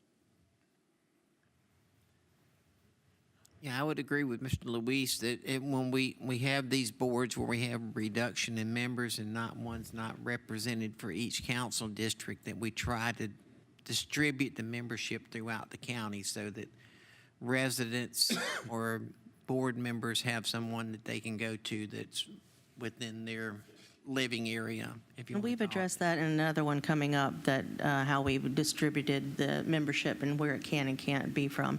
And every vote that you have is your voice. So there's always an opportunity for you to make your choices when we have appointments to the board.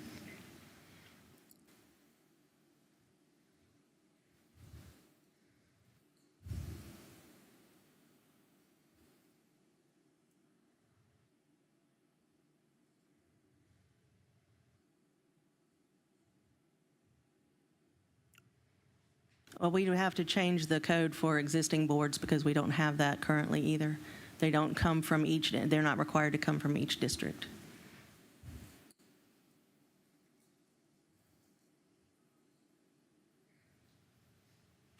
Thank you.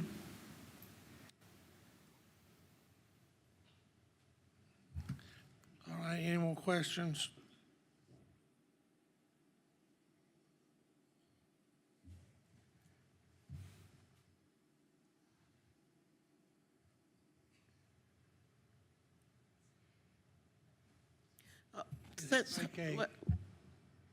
Since Mr. Jose is making that 7 recommendation, does the appointee needs to be from our district? No. Okay, The current code doesn't require that. okay. Ms. McGriff, you could make appointments from 3 people from your district the way that it's currently written, and as long as your other council members voted for them, then that would be it.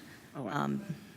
My concern on this board is this is a very specific issue related to codes. Right, which we And rarely have.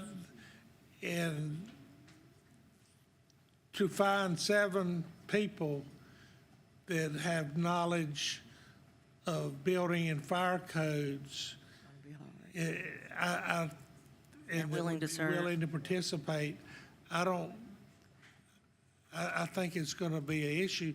And plus, the chances, there is not, it's hard to appeal codes because, when people call me and they have an issue, I tell them codes is something that it's not, you can't help them with. I know there's some stuff in there probably related. I know we've had some stuff with requirements for water on commercial buildings and all that somebody might could question and search for alternative. That 7 is also going to move the quorum up. So we may want to think. They'd have to have more people in order to hold the meeting. Yeah. Well, do you want to make a motion to amend to 7?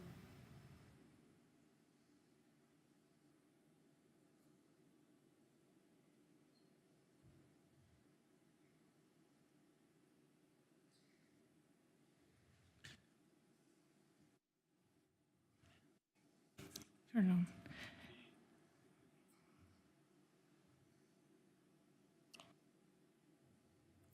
Mr. Luis, we have not every position is full on the Board of Construction Appeals. We have some expired terms where people have not been reappointed.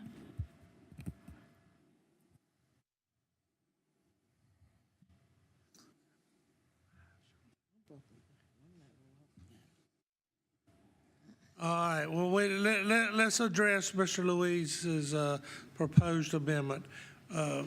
He has made a proposed amendment to increase this from 5 to 7. Do we have a second? Mr. Chairman, can we clarify from Councilmember Luis, does he want it to go back up to 7 and to represent the districts as it previously was with no residency, or it's just 7? Well, if it's the previous position, then it is not by district. It's still countywide, but there's 7 members. There is not a requirement for this particular board for them to be appointed per district, like, say, the Planning Commission, where you get 1 member, 1 district member. It's not that way. Still, even with 7, Ms. Griff, if she had 3 people in her district that wanted to serve and everybody voted them in, that would still be legal. Correct. I just want to make sure we have it clarified based on the discussion. Sure. Thank you.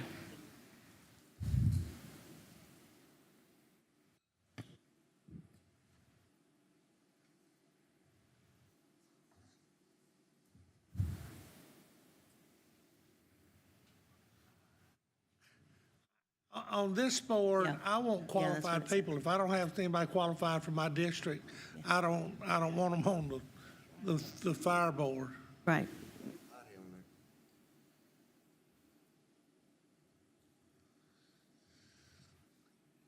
Talking about second sentence.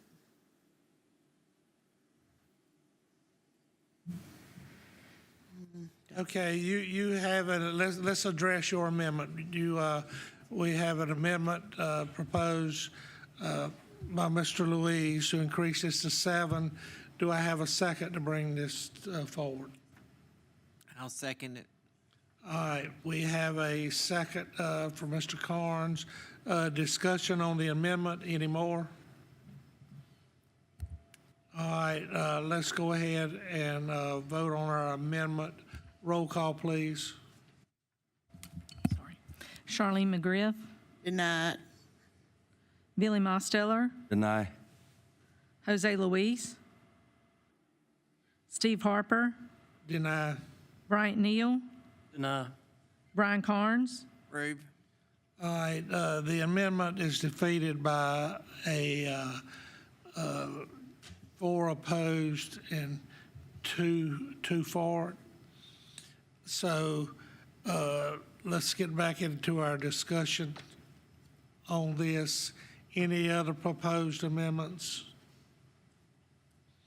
Hearing none, I think we're ready to vote.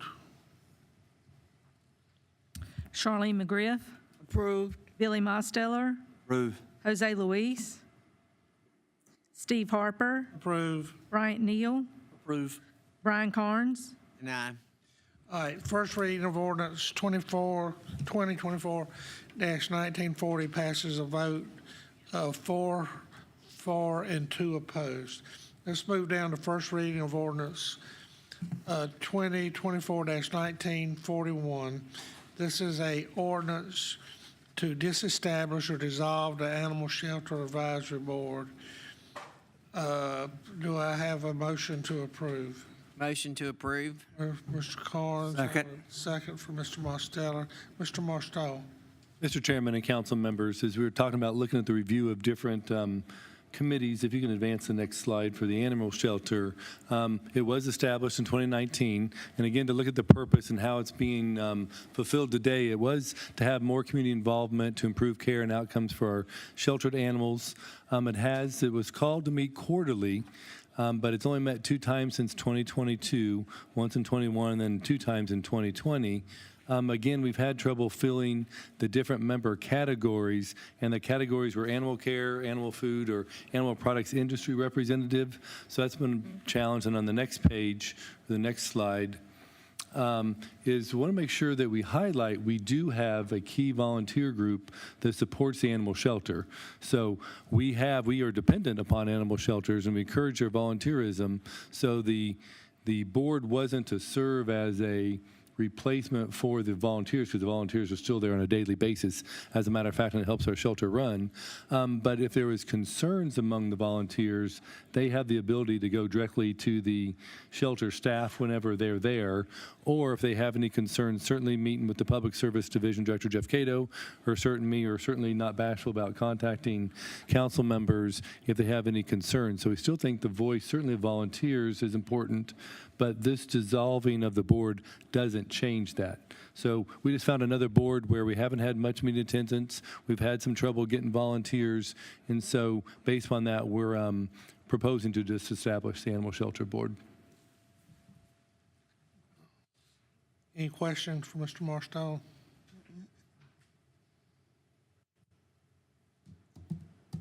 All right, hearing none, I think we're ready to vote on first reading of orders 2024-1941.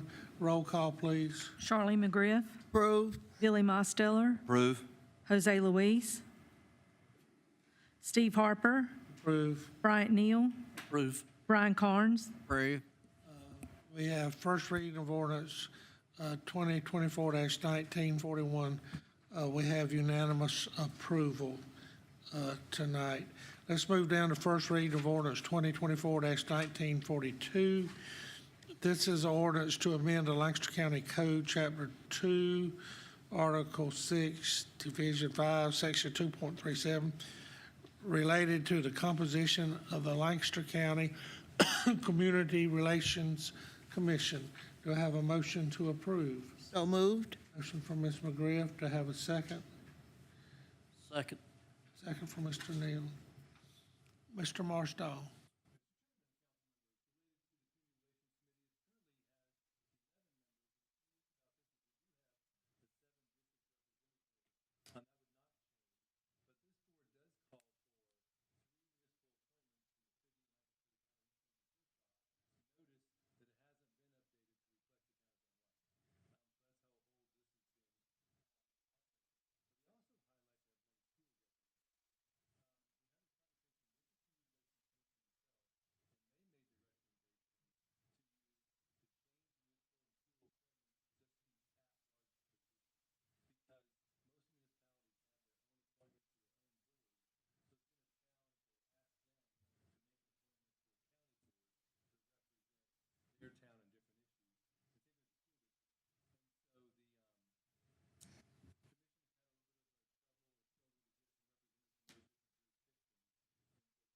Forward, sorry about the mic, going forward is they'd just like to have them as at-large members. So still keeping your 7 individual council members and then just converting the municipal appointees to being at-large.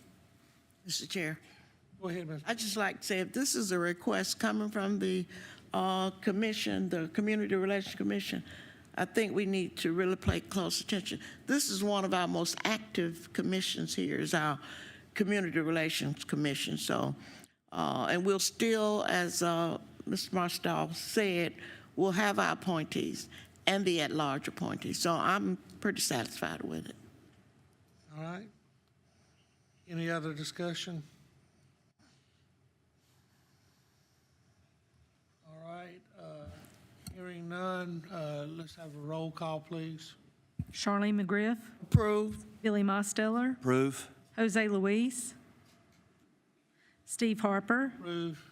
Bryant Neal. Approve. Brian Carnes. Approved. All right, we have unanimous approval of first reading of orders 2024-1942.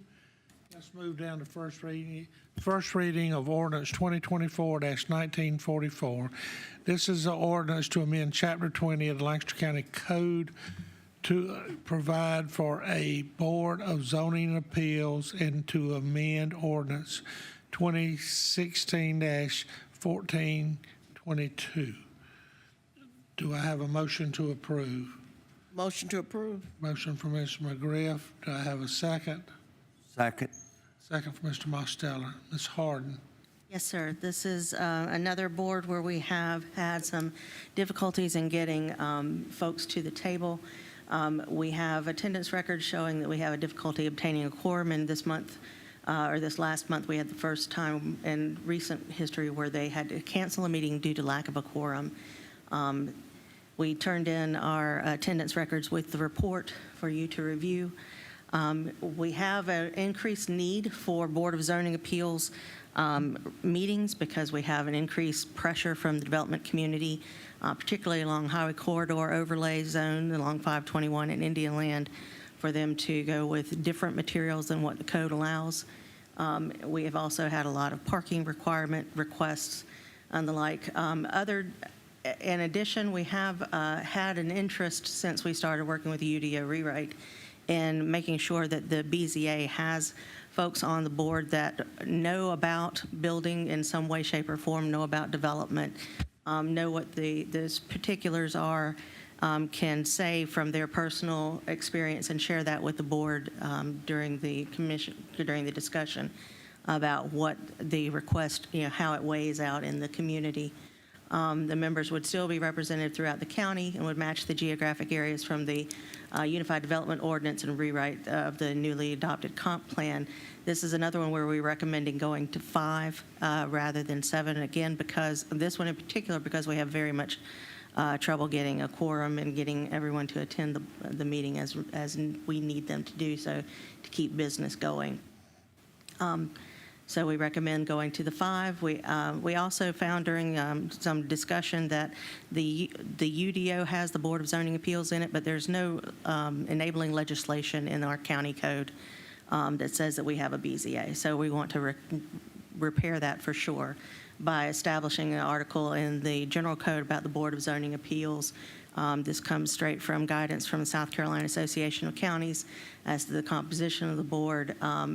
We also have in here that it would be 5 members, and the intermittent appointment refers back to the section of state code that allows for boards of zoning appeal to be composed by the local jurisdiction.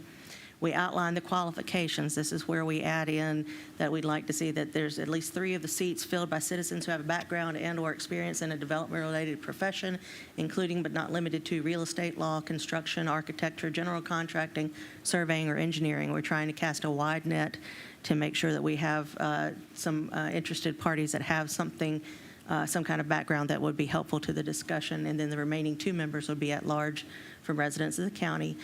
In order to make sure that we don't end up with 4 of them all from the same neighborhood, we want to put in there that no more than 2 members may reside in the 3 geographic areas outlined in the county's Unified Development Ordinance and/or Comprehensive Plan. That's the Ms. Harden, let me panhandle. make sure we clarify. Actually, we have it differently in the ordinance. Oh, It's I'm sorry. 2 from the, 2 professional, 3 from the geographic My areas. apologies. Remember, we made the edits. UDO in the Panhandle, Greater Lancaster, and then the southern region, so we have it broken up into 3 different regions. I know it's important about geography, and so we actually have it correct in the draft language. We just have it incorrect on it's the... incorrect on the slide. On the slide. So it's a board of 5, 3 from the geographic areas, 2 with professional background outlined within the development area. Now, if we have more than 2 people with professional backgrounds that are interested and you have them in your areas, I'm definitely not opposed to it. But the minimum would be 2 of professional background and 1 from each of the geographic areas that we outlined in the comprehensive plan, the Panhandle area, the general Lancaster area, and the southern Lancaster area. This is a board you've got to be knowledgeable on, and I don't care if I have anybody from my area as long Yeah. as if they're knowledgeable, because it's the same as the other. yeah, and I'm good with the 5 simply because the quorum is we can meet a quorum, and you've got professional folks on there who knows what is going on. And I think that's the key, is to understand what the Board of Zoning Appeal does. Thank you for that. Okay. Again, this is going to be a typo on here, but we'll correct it in the second reading. To update and correct the UDO, this would, in this section 9.1b, this is where we start updating a different document. This is the UDO document. We found that there was a error in the UDO that special exceptions was not assigned to anybody, and we have them, and so we want to make sure that it's clear. The vacancies would be filled based on how the appointment was made, same as you've done in your previous discussion. No one can serve more than 2 consecutive full terms unless appointed by a 2/3 majority, as outlined in, and there's the reference to the section of the new code that you passed. There also was an odd clause in there that specifically said that the BZA would also hear the flood damage protection standards, but the way that it was written, it could be interpreted that that's all they did. So we added clarifying language to make sure that wasn't a trip. And then we wanted to amend the standard review about variances. One of the things that has been another trip up of discussions is that Lancaster County's requirements for going through a variance is a 7-step process, or 8-step process. I've got a typo on that too. 8-step process that where the state code requires 4. And so we wanted to take the 8-step process, and because there are most of the steps in our codes that can meet with the state codes, it's not clear, it's hard to interpret to make sure that we've got all 4 requirements from the state. So we wanted to make it very clear by copying straight from state law, just like most of the municipalities and jurisdictions I'm aware of do. That the way that you get a variance is you have an extraordinary or exceptional condition, that the conditions don't apply to other property in the vicinity. Because of this, the application of the ordinance is unreasonable. It would unreasonably restrict the property, and it won't be a substantial detriment to adjacent property or the public good. In addition, we added in sections again from the state code that says the board can't grant a variance for a use. A use variance is a specific variance that would say, like, if in the INS that only allows schools and churches and civic buildings, if suddenly the Board of Zoning Appeals decided that we needed a fast food restaurant right in the middle of an INS property, that would not be something that would be allowed by law. And then in decision support, the board can attach to it conditions. We didn't have that specifically in there like that, but they can do it. They've always had the ability, so we wanted to spell it out. And also say that the grounds that the property may utilize more profitably with a variance is not considered grounds for a variance. Again, this is straight out of a state code. And so that's what we want to do, is make it straight up balanced with the state code. Yes, sir. Any questions? I do like that new standards, those 4. That's a lot better than what was before, because I've attended some of those meetings, and that 8-question thing is a big problem. So. We've already brought this up to the Board of Zoning Appeals. We actually talked to the people that were there for the day that the meeting had to be canceled for lack of a quorum, and they were in support of both changing the standards and dropping the board membership down. Okay. Any more questions?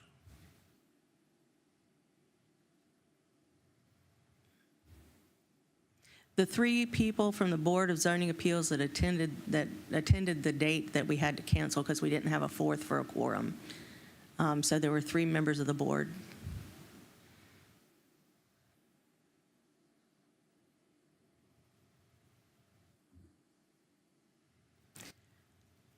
Educated in their field, for sure.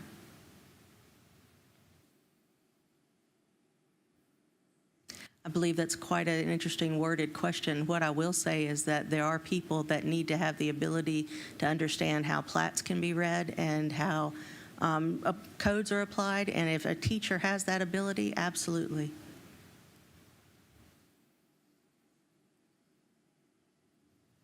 It would, actually. It would be one of the 2 at-large positions.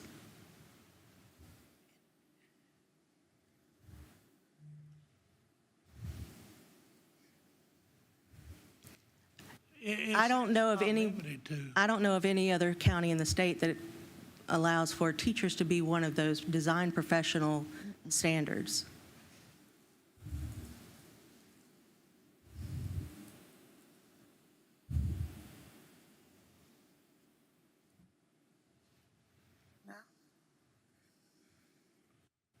No, sir, not under the definitions of the background or experience in development-related profession unless that educator educates others about development-related issues.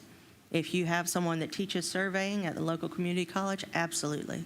If you have somebody that teaches planning for a university part-time, then that person would also be qualified. No. The people that we have there, the real estate, law, construction, architecture, general contracting, surveying, and engineering, most of those do have to be licensed. But there are people that have law degrees that aren't practicing law. and we don't want to exclude them.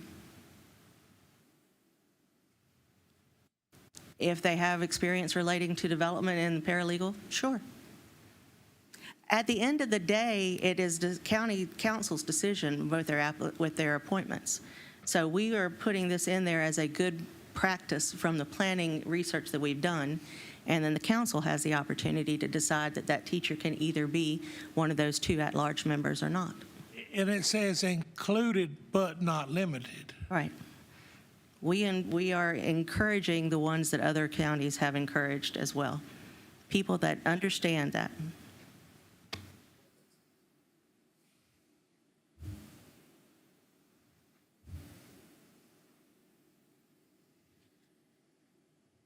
Sure. Yeah. It's a very good point. My opinion doesn't count on who applies. It's all up to you guys.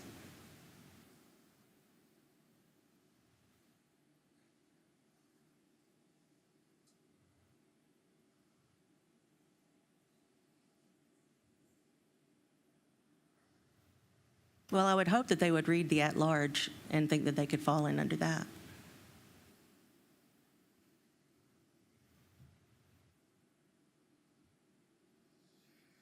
You know, I think that's a question that if residents come to us and ask us, we can clarify that part.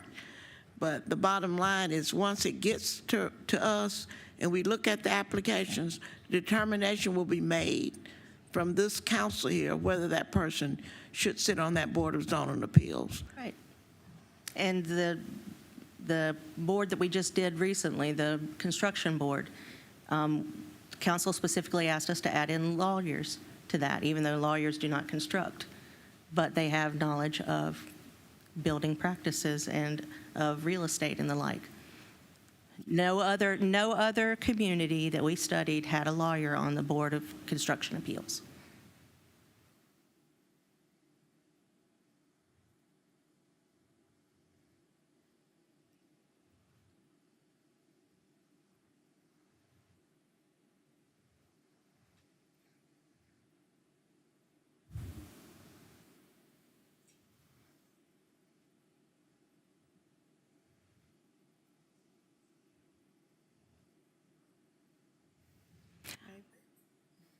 I understand.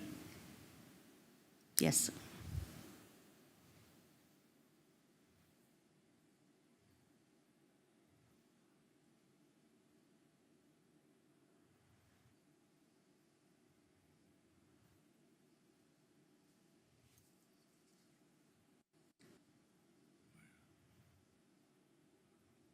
We're not limiting it because it says but not limited. So you can nominate anybody you want, and if they get 4 votes, they go on. So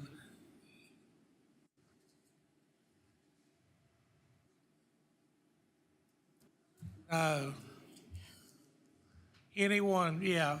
If you get an application and they get 4 votes, they own. Anybody, yeah.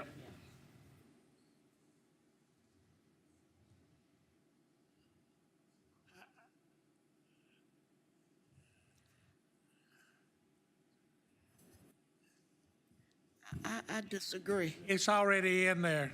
Yeah, it don't need to be any more clear than that. If it's somebody, Jose, that you like to recommend to be on the board, have them to apply, put their qualifications down, and we'll take it from there. I think we're making too much out of who we're going to put on this board, and it's left up to us, so it's going to come to us. Anyone over the age of 18 years old in Lancaster County. That's true. We didn't put an age limit on it either. Okay. All right, we'll note it and make sure that. I think the important part is that they understand what they're getting into, because obviously we've got a problem with the board we've got right now because they're not showing up, and we've got to fix that. And we do have a teacher in Lancaster County that would be eligible because he teaches over at the vocational school, construction. Oh, please give me his name. Now, whether he wanted to volunteer and He do may it or not want to be on this board. All right.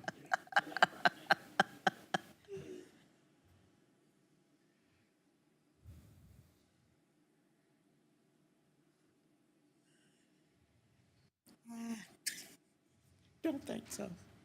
Bring him on. Let's move on. All right. Any more discussion? Let's call for the vote. Roll call, please. Charlene McGriff, Approve. Billy Mosteller, Approve.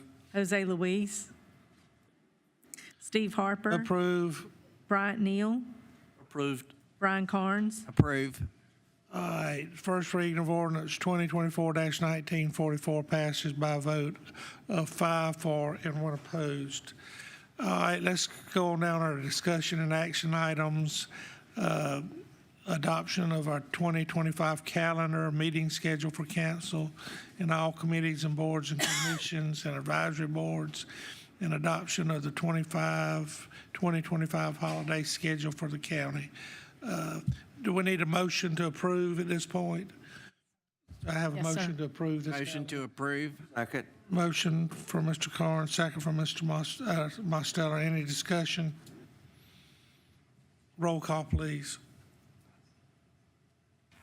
Charlene McGriff, Approve. Billy Mosteller, Approve. Jose Luis, Steve Harper, Approve. Bryant Neal, Approved. Brian Carnes, Approved. All right, we have unanimous approval of our adoption of 2025 calendar. Let's move on down to 9B. We have approval of appointments to various boards and committees. Do I have a motion? Motion to approve. A motion for Ms. McGriff. Do I have a second? Second. Second for Mr. Neal. Any discussion? All right, roll call, please. Charlene McGriff, Approve. Billy Mosteller, Approve. Jose Luis, Steve Harper, Approve. Bryant Neal, Approved. Brian Carnes. Approved. We have unanimous approval of our various appointments, and we thank these constituents for agreeing to serve on our boards. All right, let's go on down to item number 10, status of items tabled, recommitted. Ms. Harden? Yes, sir. We received communication from this applicant that they are interested in removing or withdrawing this application, so we don't have to keep it on the list anymore. All right, thank you. All right, I need a motion to go in executive session, but I'm going to change the order of this executive session. So I need somebody to make a motion to go into executive session. Our first item will be receipt of legal advice subject to the attorney-client privilege regarding a potential contractual matter related to property acquisition adjacent to Bear Creek Park. And I would like to invite a representative from the Water and Soil Conservation District and the Deputy County Administrator into executive session to discuss the first and second matters. The second matter will be receipt of legal advice subject to the attorney-client privilege regarding a potential contractual matter related to the Sheriff's Office. And our third item will be discussion of personnel matters related pursuant to South Carolina Code of Laws 30-4-70A, one related to County Administrator's Office. And I would also like to invite Council Member-elect Stuart Graham to come into executive session. Will somebody make that? So moved. Motion from Ms. McGriff, second from Mr. Carnes. Roll call, please. Charlene McGriff, Approve. Billy Mosteller, Approve. Jose Luis, Steve Harper, Approve. Bryant Neal, Approved. Brian Carnes. Approved. All right, we have unanimous approval to go into executive session. We are now in executive session.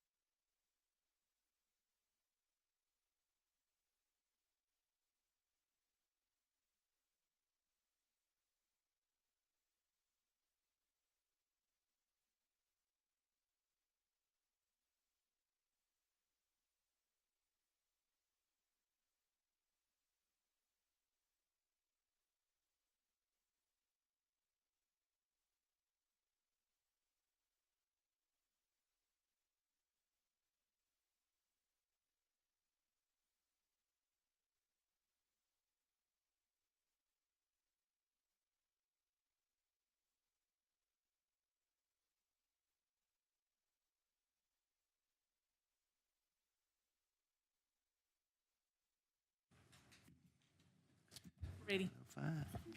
I would like to call this meeting in order, back to order, Lancaster County Council. At 9:05, do I have a motion to come out of executive session? So moved. Second. Have a motion from Mr. Carnes, second from Ms. McGriff.